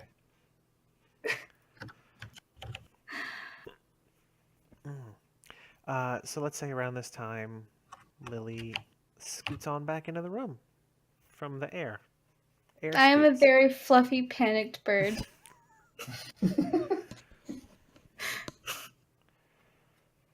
No, I'm probably okay. So as soon as I get back to the ground, like to the party, I just shift back and I start explaining that I saw replicants of people in town.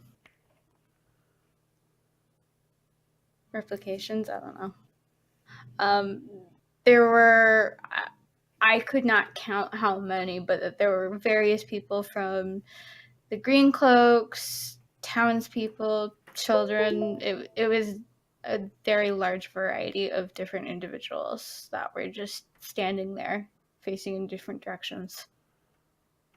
We should probably report that back. Agreed. Yeah. Also, were there any gestalts? We are not getting sued. Love you, Aaron. I think Lily is going to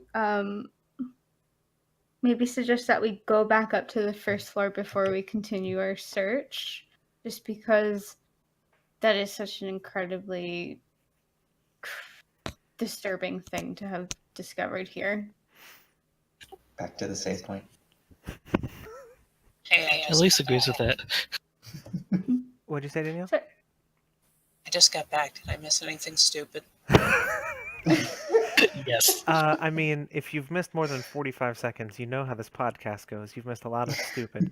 No, Kron found a bag of strangely perfect minted coins. And Lily found the giant room of people and got back and told everybody, and I think they were just discussing what they plan to do next. So you're just in time as your torch hand flickers out. Well, let's reignite that so it isn't still dark down here. Okay.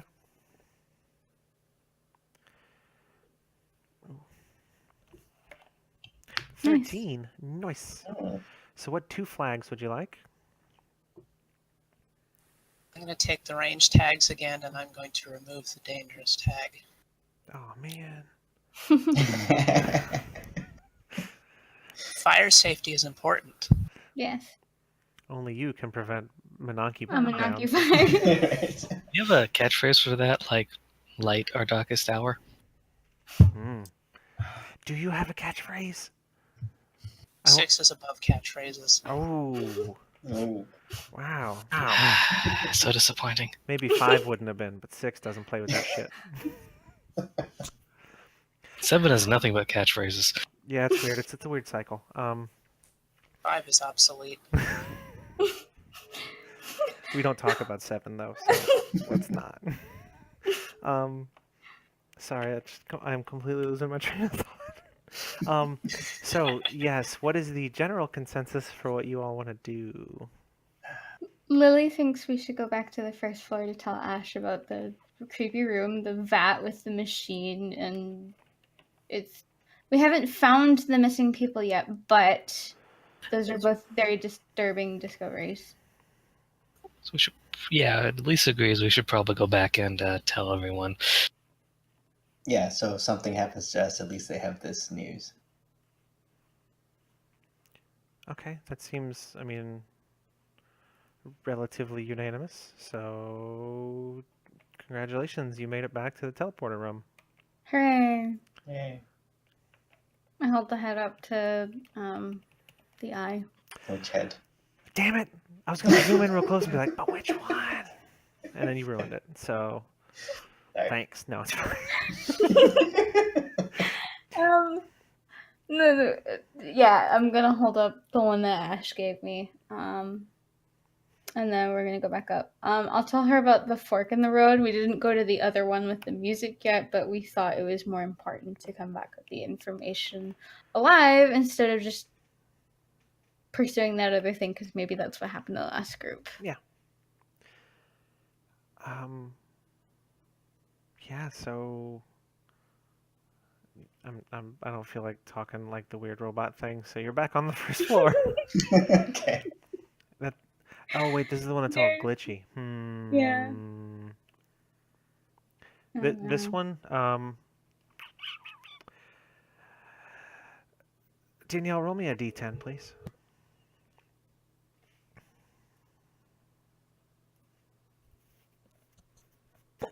Excuse me, hiccups. 1. Okay. So this takes, it's not one smooth stop. It takes about 9 stops before you actually get to the first floor. Okay. So it's rapid fire.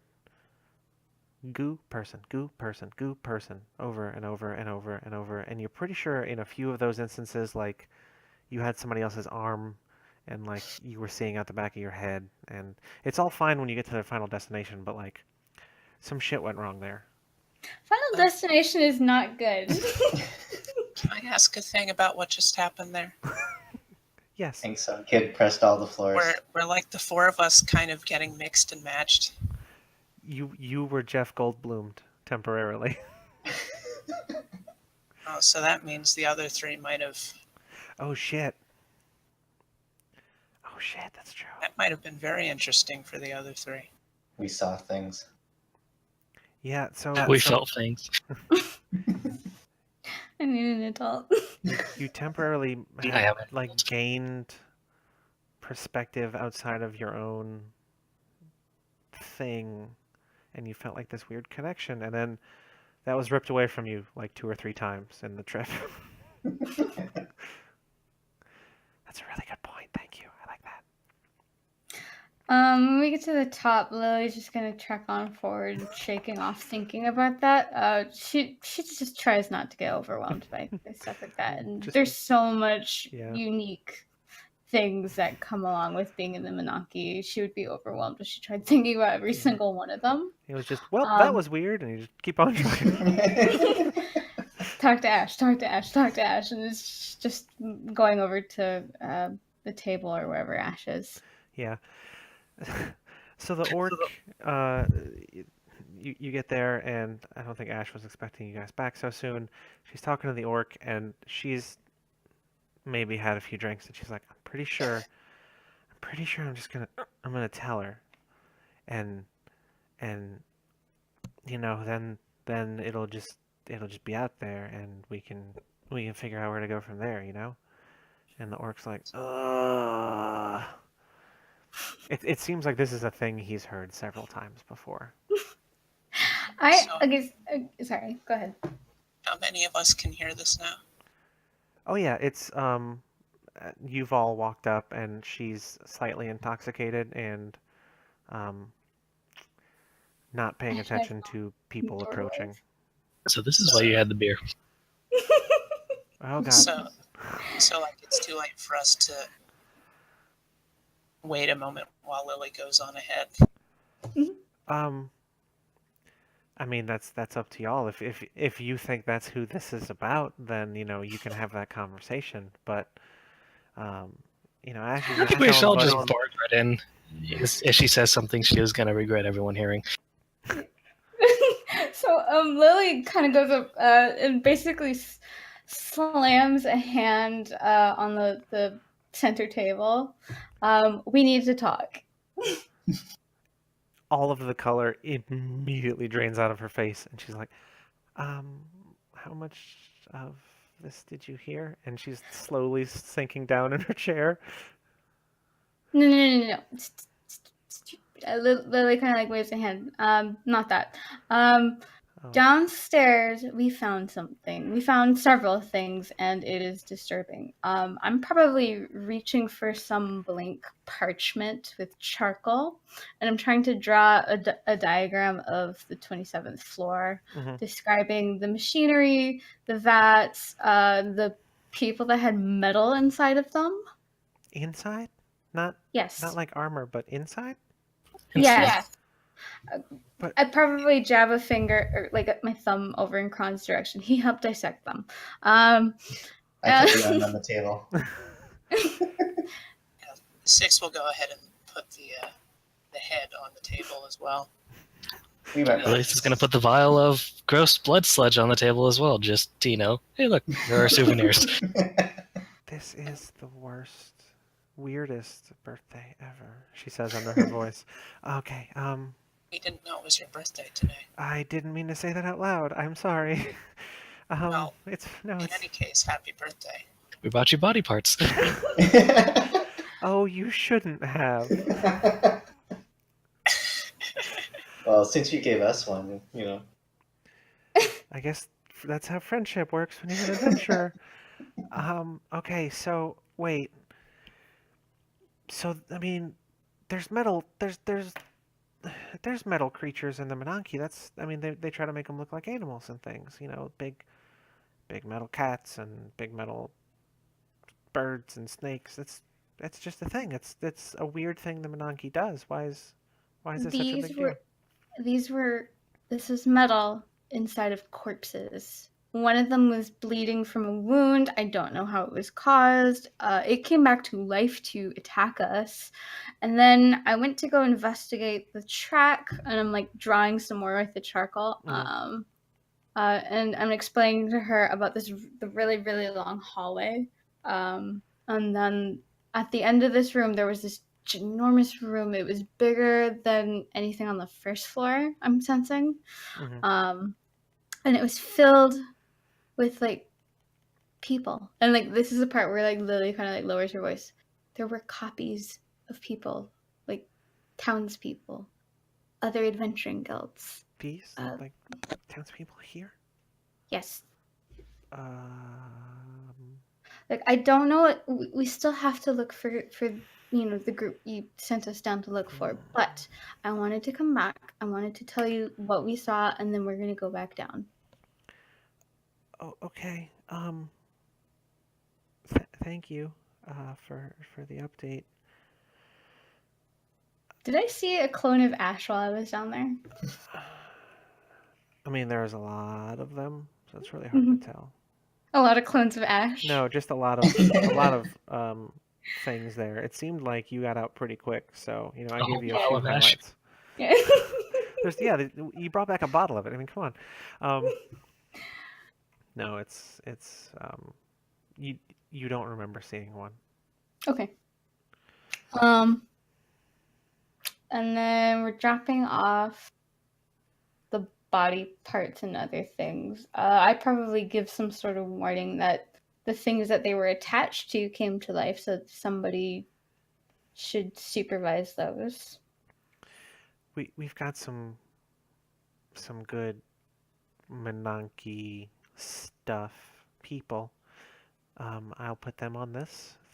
Thank you for this, and I think I'm going to have to get a team of druids to work as scouts and see what we can figure out about that room. Probably after that, Lily is going to pat Ash on the shoulder, saying, okay, and like quietly, happy birthday, and then she's gonna go back down to the elevator. She's just gonna watch you leave and like hand just, and then like as you guys beam down, she's been like, thank you. So yeah, you arrive back on the 27th floor. Cool. Any objection to going towards the music? Nope. Let's go. Great. Well, I'm gonna. Yep. Yes. our only objection was to coming back down to this floor and using the elevator on this floor again. That is fair. Yeah. Apparently, I don't think it's something that we can avoid, really. We prefer not to have other people in our head in addition. It's our space. It's that saying, 6 is company. But 9's a crowd. 9 is just right out. Yeah, I'm just gonna lead the way with just in my elvish form. I'm not gonna transform again. Okay. So yeah, you get to the fork again, and you hear this faint. It's not music from an instrument you've ever heard before, and it could just be because of the distance, but it's these weird hollow sounds that kind of echo off the walls, and they sound festive. So We found dubstep.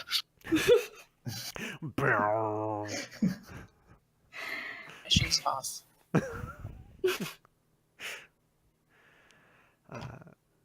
Yeah, so if you keep walking further, Mm-hmm. This place, the tunnels, they start to widen out a little bit, and you see old, like, I mean, indeterminate age, kind of falling apart, papers stacked on top of each other on these walls, and they're advertising. They're talking about different things, and come see this, and come see that, and it's talking about rides, but it doesn't seem to indicate beasts of burden or anything that you can rent. It's this weird twisted metal thing, and it calls it a coaster, whatever that might be. But Maybe it looks like a minecart. maybe Can we spout lore to identify this? you can try. And then if you get a hit, I'm gonna ask you where you learned any of this from. So be prepared for that. I haven't, but I can probably come up with something. A 6. Oh shit. How Gonna need appropriate. XP. This, based on everything you know, is simply the entrance to a temple of loyal and devoted people who serve the Monarchy.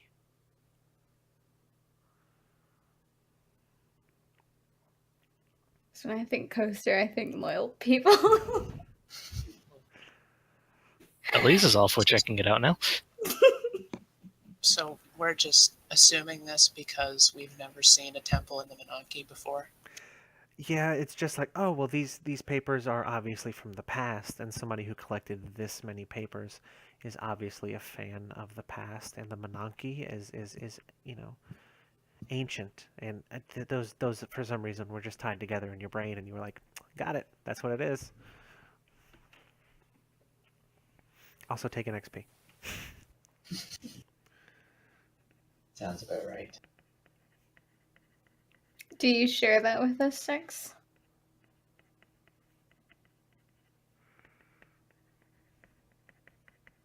Yeah.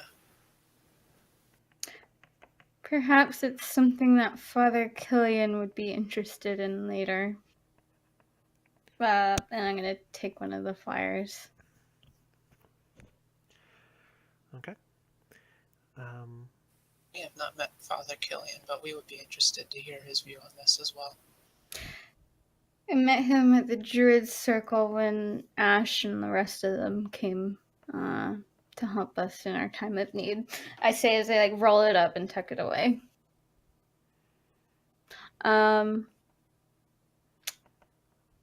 Okay, so we just see I'm sensing 4 cars sitting in the center. Well, so some of the papers talked about a coaster, but this hallway continues and it keeps widening, Okay. and then you come to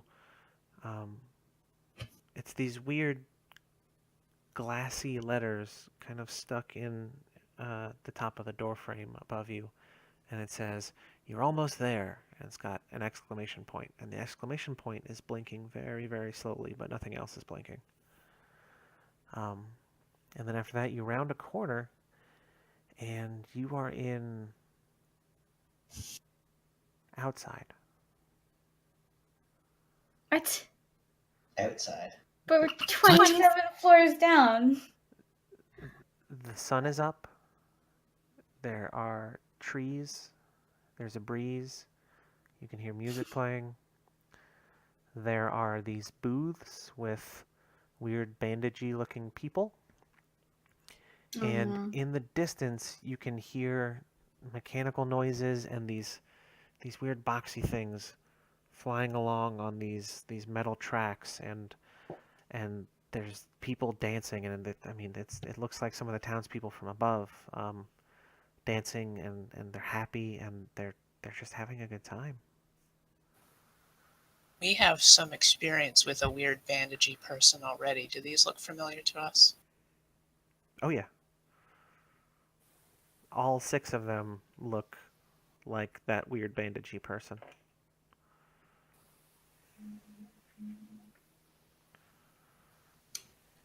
Well, we feel certain that whoever came down here was lost. Mm-hmm. I can probably deduce from what we've seen already how. You can't turn back without exhausting all avenues. Well, before we proceed any further, we will discern realities. Okay. What does that look like? Excuse me. Well, it seems impossible to us that we should be outside right now, so we're looking just broadly at the sky, at the trees and the grass. Okay. Yes, this witchcraft. All right, so you got a 7 on your discern realities, which means you get 1 question.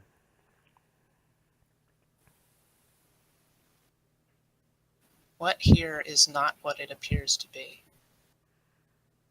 Shit. Everything.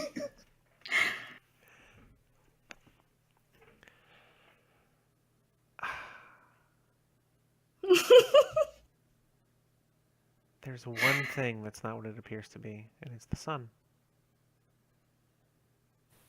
So we are actually outside here. You are in an open space with a clear, beautiful sky, and a breeze, and plant life, and a breeze rolling through the plant life, and there are booths, and they are staffed by weird bandage things, and there are people off in the distance enjoying themselves, and there are actual vehicles flying around on these crazy tracks, and the sun doesn't seem right.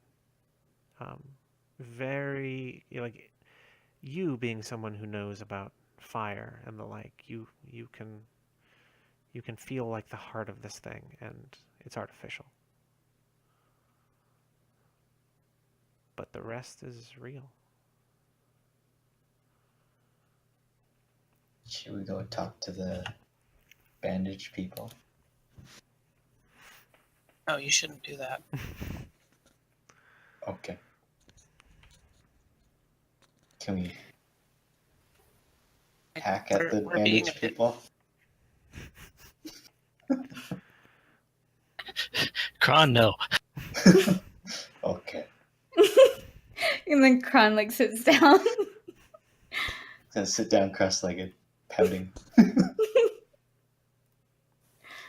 God, he's like a tiny Hulk.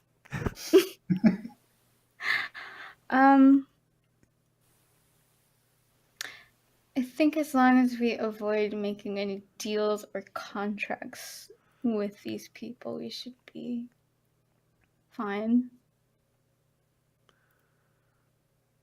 Let's just look on and walk past them, I suppose. Might be prudent to explain to those of our party who haven't encountered these before why exactly we are not making any deals. They are tricksters that live in the Menaki. They have tempted members of our guild with various ware in exchange for things that should not have been traded away. Like my Oh, like what? 34 perfectly minted coins. Blood and I don't know if Ash made copies of like journal entries or anything at any point, but like time shared. Time shared? I thought you said timeshares. Oh, that's kind of what I was intending for it to sound like. Okay. So they're selling timeshares.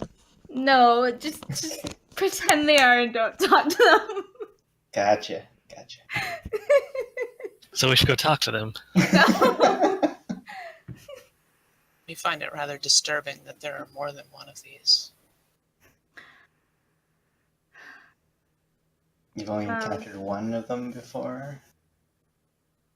Various guilds has had history with them before.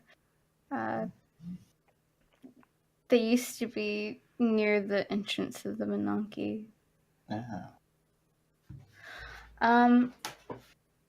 Are they blocking us from going further into the park, or they're just at booths? So the booths have like little gates between them, Mhm. Oh, these are entrance booths. and that seems to be the only way in, and the gates seem to be locked. Cool. Gonna inhale really deeply and just walk up to a nearby booth. Please don't fucking do the voice. Hello, how are you? Welcome. Not often we get new adventurers. What is this place? This place is Peace Park. It is great fun for families and regular people. Oh, have other adventurers come through recently? Many people have come through.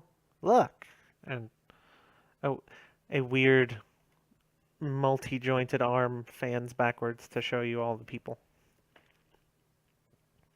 Oh. Do any of them look like the people we're looking for? With the feathered shoulders and... Give me discern realities. Okay. I was still an elf. Or an owl. I definitely just grabbed my headband thinking it was my mouse, and I'm an idiot. Can't control a computer with a headband. Not with that attitude. Nice. All right, so you roll a 9. You get one question.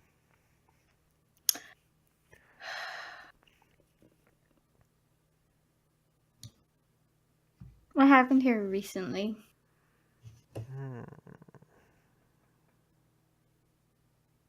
Mostly wondering if people we're looking for came by. So, how are you trying to determine that? Like, how does that look cinematically for Lily?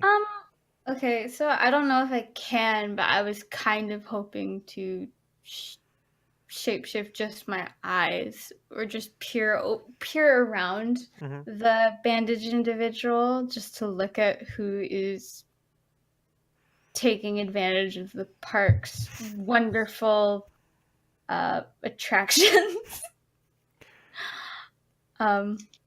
In a way where it looks like I'm really looking to see, like, oh yeah, they do look like they're having fun, but also checking to see, are they the people we're looking for? You see 5 small parcels in a box kind of behind them. And that's kind of, nobody really pays attention, but whenever they trade something, they make a physical manifestation of it, regardless of what it is. And then they keep it because it may be valuable to someone else. And in order to be able to give it, it has to be a physical item. Cool.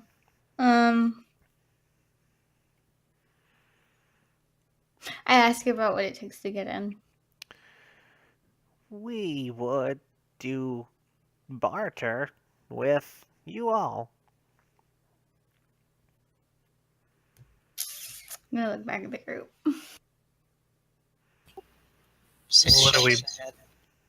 What would we be bartering?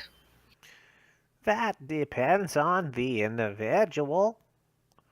You can make offer and we will respond.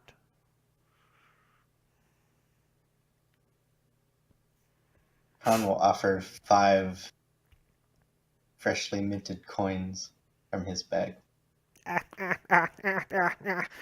Money is not acceptable here.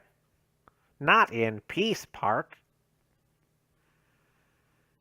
What about poultices and herbs? Mundane items are not interesting for us. We prefer more unique things. Who's holding the skull? The one that Ash gave us at the beginning? Mm-hmm. I am. Okay.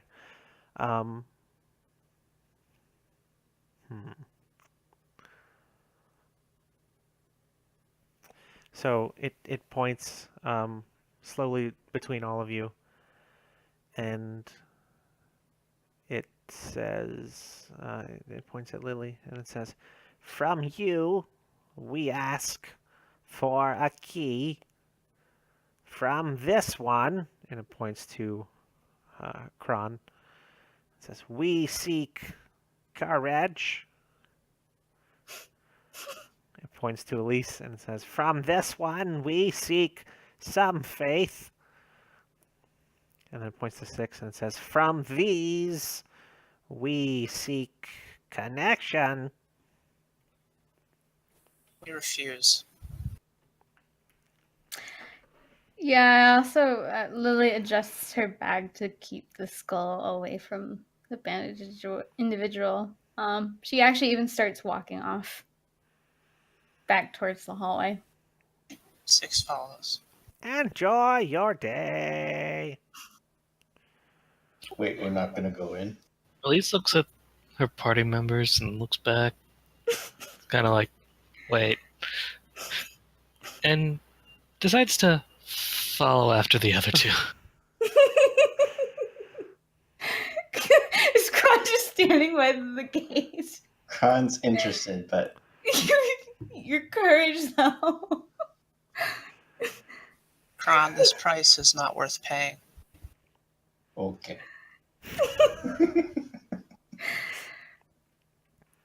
Kron follows after the group.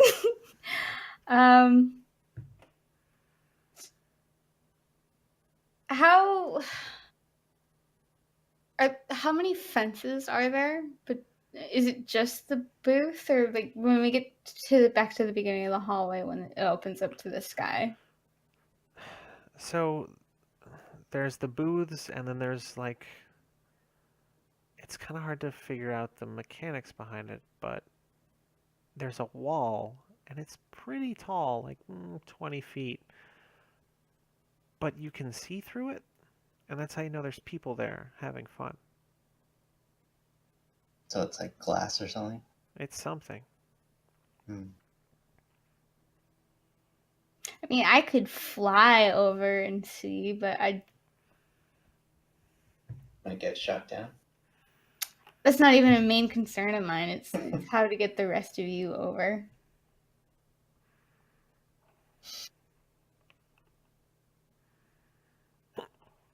I assume if they catch us sneaking across, they'll attack us or something. Or they might take Sorry. or they might take more than what they asked for. Right. We think it likely that they will have wards that will find us as soon as we enter without their permission.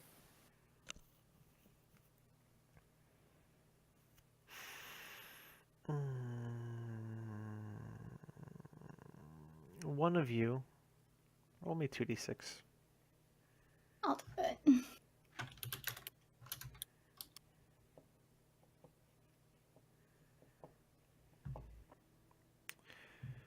You notice on the wall leading back to the hallway, there's a brick right about chest height that seems to be loose, and it's kind of sticking out a little bit.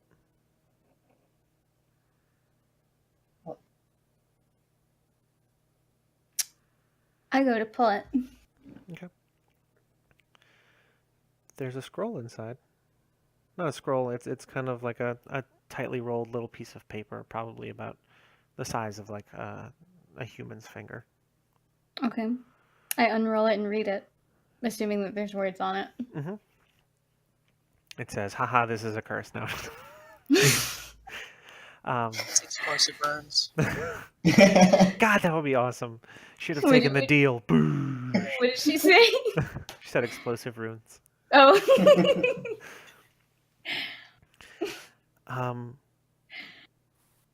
Yeah, go back. Oh, we're back, Lily. Where is she? In this bag.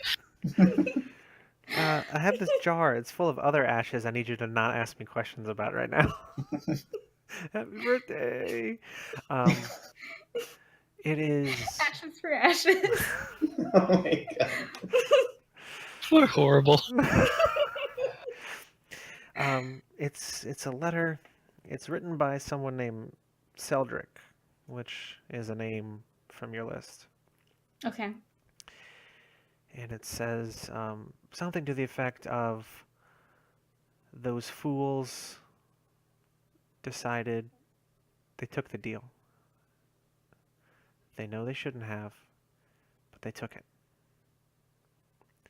I heard what they were offered, or I heard what was demanded of them, and they took it. I don't have a way out.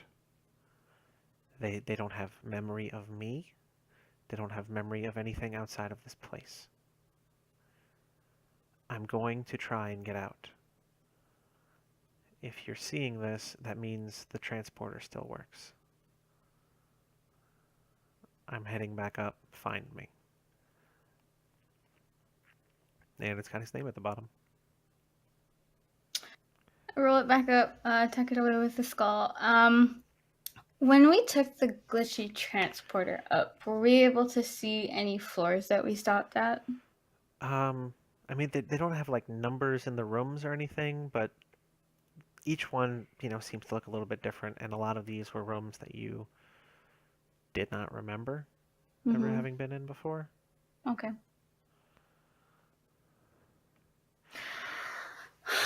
Six will ask Lily what she saw on the parchment thing. Like what we feared, they took the deal, they went in. They have forgotten the author of this note. And I'm not sure how much more we can do for them today, as we know what probably became of them. We do know that they went down this part of the hallway.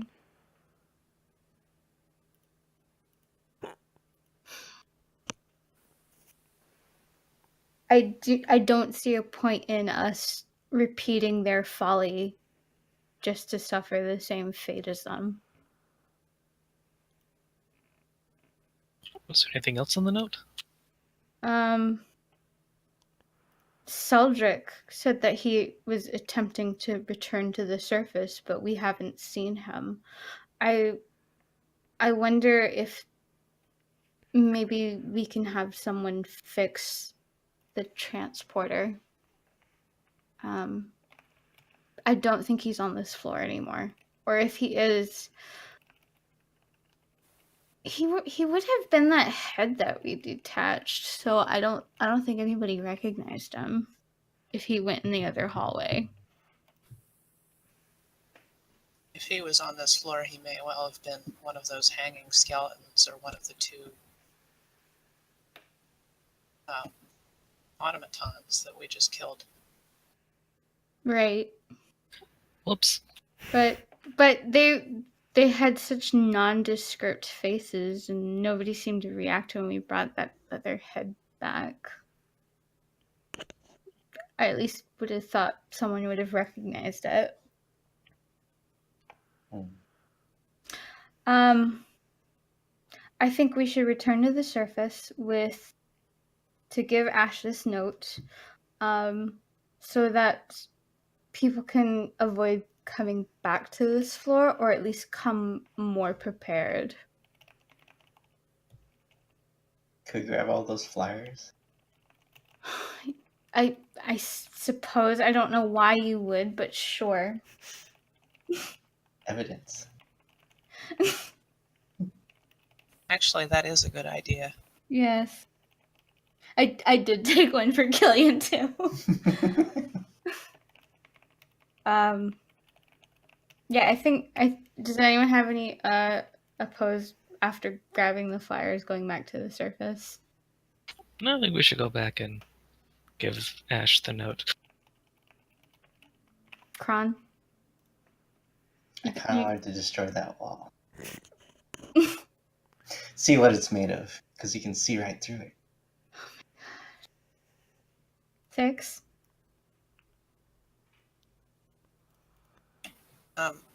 Any objections to returning to the surface? No. Okay. We're gonna go back to the surface with a bunch of flyers and bad news for Ash. Okay.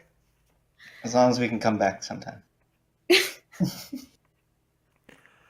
I had so much fun here.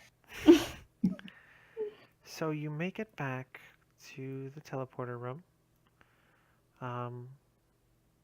The voice, the eyeball light is flickering, and like it turns off for a second, and then you hear a click, and then boop, and it turns back on. Welcome. How can I help you? I hold up the skull, say first floor. Acknowledged. Have a good trip. trip. And then, at least roll me a d10.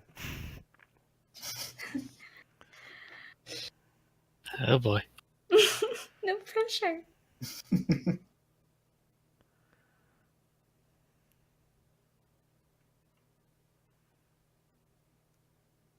6. Okay. So this time you're only transported 4 times, and you keep your own kind of body stuff happening, so that's fine. You're still you. And you get 4 distinct images. The first one, the the walls are pulsating. Fine. The second one, there is a very large blood splatter on the wall. The third one is, it seems like almost infinite darkness and cold and this feeling of like solitude. And then the fourth one, you hear rushing water, and then you're back on the first floor. Rona probably would have really liked that second room. Sounds like Yeah. stuff with nightmares. Go back and seduce that darkness.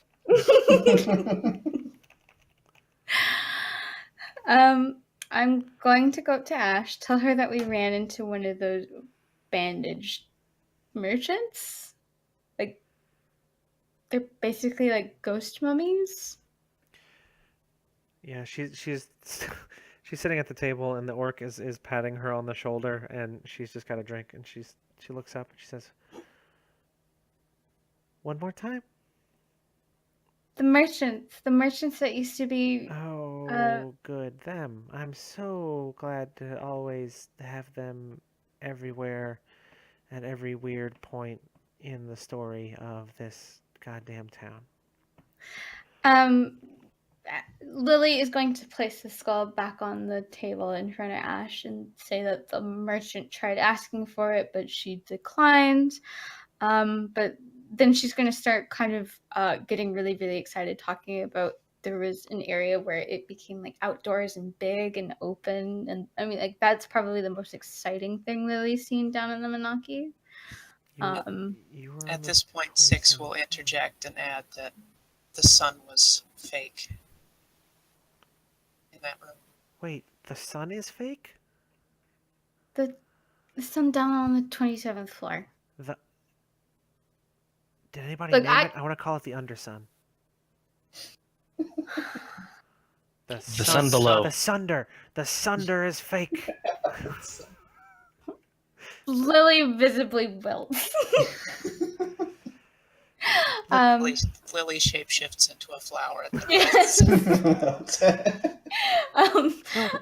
No. I'm sorry. I don't get out much, and it's just I like doing stupid things with words. I'm sorry. I know. I know. It's fine. I know. You don't want to go there. I'm also gonna fish out the scroll from. Crap, I forgot his name again. Seldrick. Okay, Seldrick. And pass on the fate of what became of that party. They took the deal. We did not travel further in past to pay the merchant their fee because we thought it was ridiculous. And we wanted to inform you that this is what happened, and we do not know where Seldrick could have gone. Okay. I am sorry.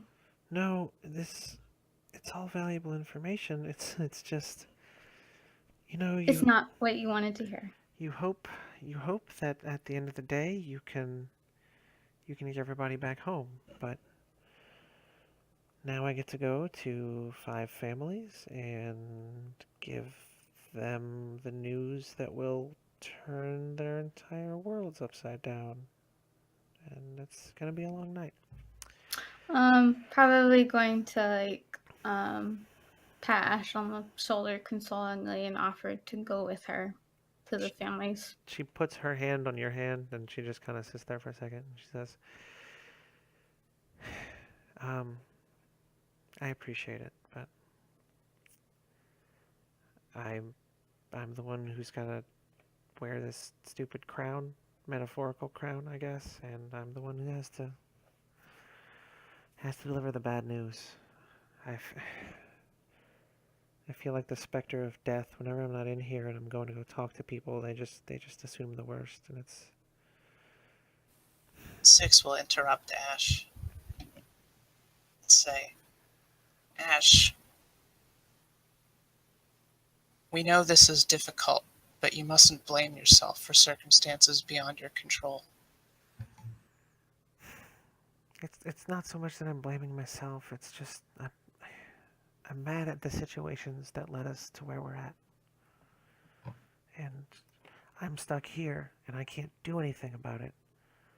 But This is a heavy weight to bear, but you don't have to bear it alone. thank you. Kron suggests mounting a rescue party. Are you serious? A very We're the heavy rescue party. rescue party. We That were will the smash rescue down- party. Well, that will smash down that wall and, So a rescue all those demolition people. party. Basically, yeah. Things are tenuous, and if things go bad in any particular way, we go from having a war on one front to 2 to 3 to 4 to 5, and I don't know if we're going to survive the one. So we can't afford to anger whatever those things are. But we're not leaving things uninvestigated. I'm going to get a team of druids. I'm going to send them to that room. Thank you for the map. I'm going to send them to that room. We are going to note, we're going to draw faces, we're going to note names, we're going to note appearances, and we're going to find out who doesn't have one down there. And then we're going to have to start asking some really hard questions. Probably as an aside, like Lily volunteers to go with the team of druids, or at least to talk to them if Ash insists she doesn't go. Let's talk about it after the full debrief and everything.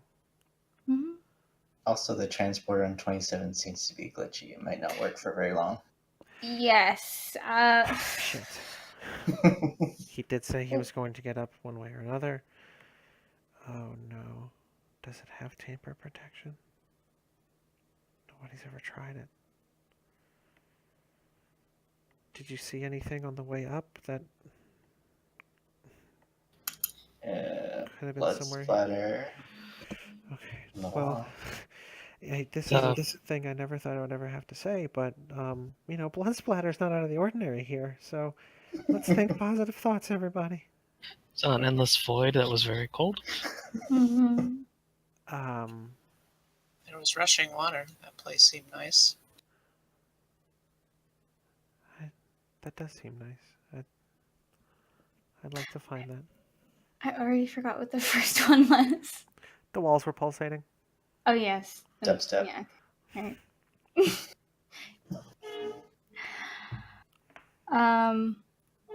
That last trip up, we had like 4 stops or something. The previous one, we had so many we couldn't even see.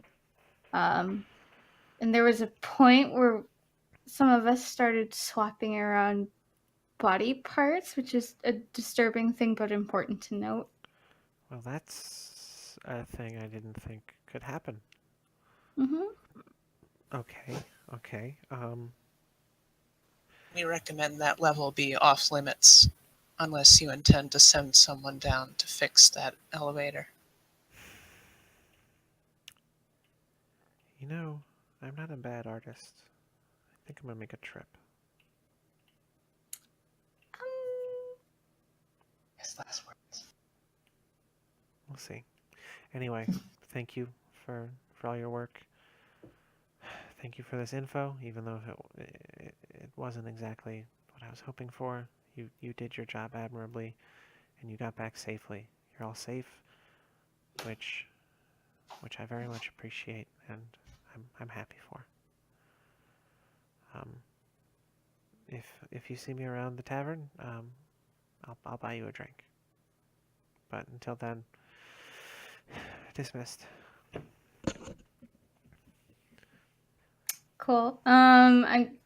Lily is probably just gonna hang around while looking over at the map again, maybe trying to make some small talk, asking about Tibbles.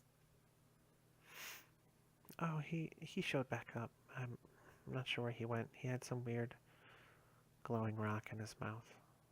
He got really mad when I tried to take it, so I let him keep it. I'm sorry.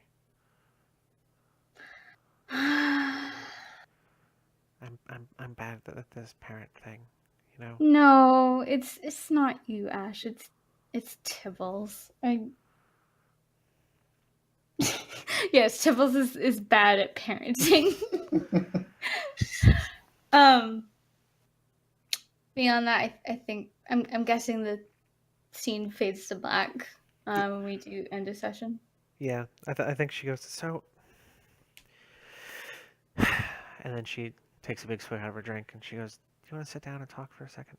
And I think after that it goes to black. Okay. So we get to our end of session stuff. Boop. End of session. When you reach the end of the session, skip the bonds part. Let's go down the list in Discord order, and we'll talk about what your alignment is and whether or not you think you've, fulfilled it. So, Jordan. Lily's alignment is good. Help something or someone grow. I don't know. Like the only thing I could have possibly done was like helped chime in with someone else to tell Cron no.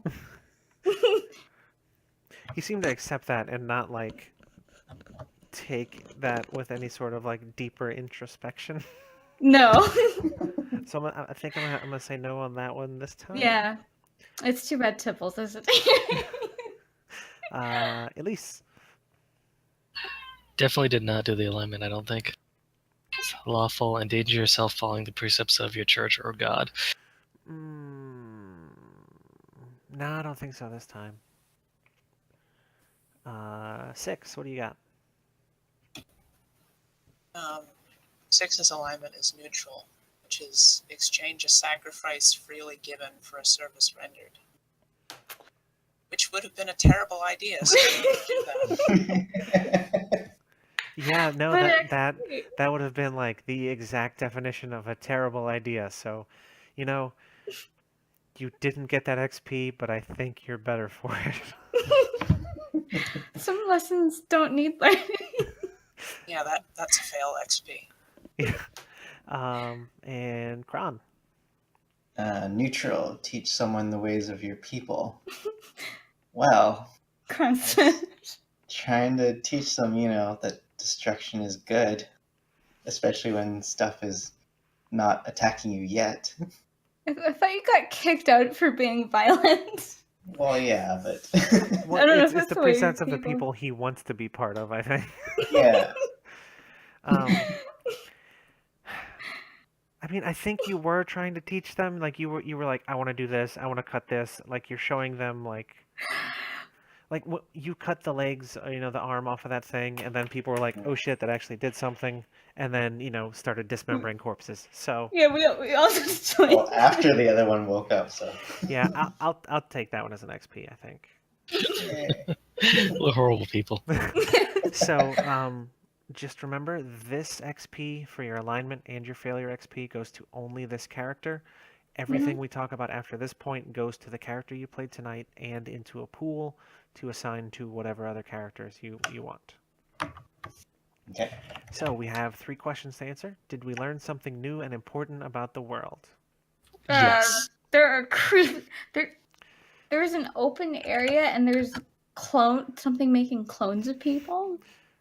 There's a robot people army and there's a circus. Yay! But the circus is cursed. No. That's bad. Who knew so much fun was nearby? We learned Oh. that somehow somebody can make an artificial sun. We also learned what some of those unexplored floors were like. bad. And there's Oogie. more of those bandaged people. No, we already knew about those, though. No, I mean, but there's more. Oh, yeah. That was a new thing for 6, anyway. Yeah. Well, I mean, you only get 1 XP for this, so y'all Yes. definitely. I mean, you got that you got an XP and it's Reinforced. bold, italics, underlined, and it has like glitter text on it. Right. 1 to the 24 power of point font. 10. Yes. Did we overcome a notable monster or enemy?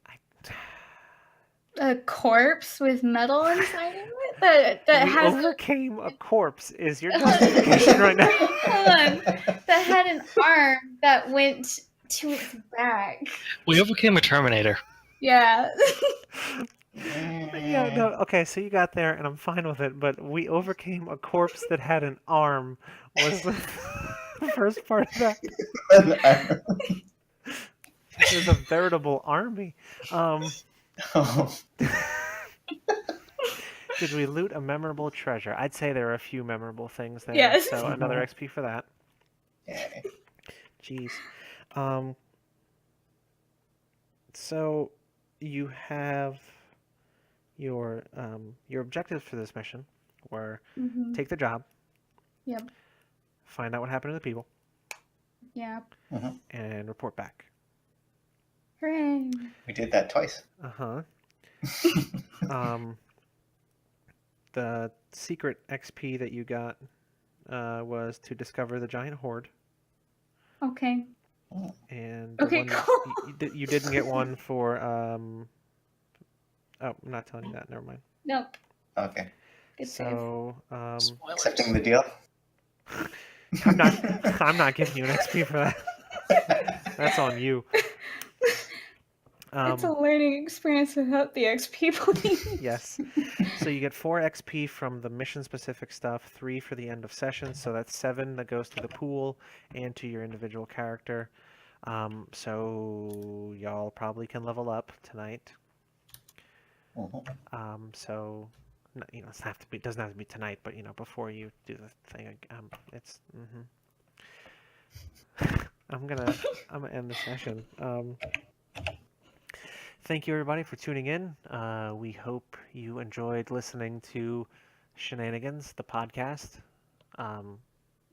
Also, I'm changing the name of the podcast. It's called Shenanigans now. Only for tonight. Shenanigans one more time. Hey Farva, what's the name of that place with all the weird shit on the walls? Wow, okay. So, please tune in tomorrow evening. We will be doing a very special interview with a Mr. Austin Walker of Friends at the Table, and he's editor-in-chief of Waypoint, and he's just a smart freaking dude with a lot of cool shit to say about board games and RPGs and video games and all that kind of stuff. Day after that, on Thursday, is our 5e session.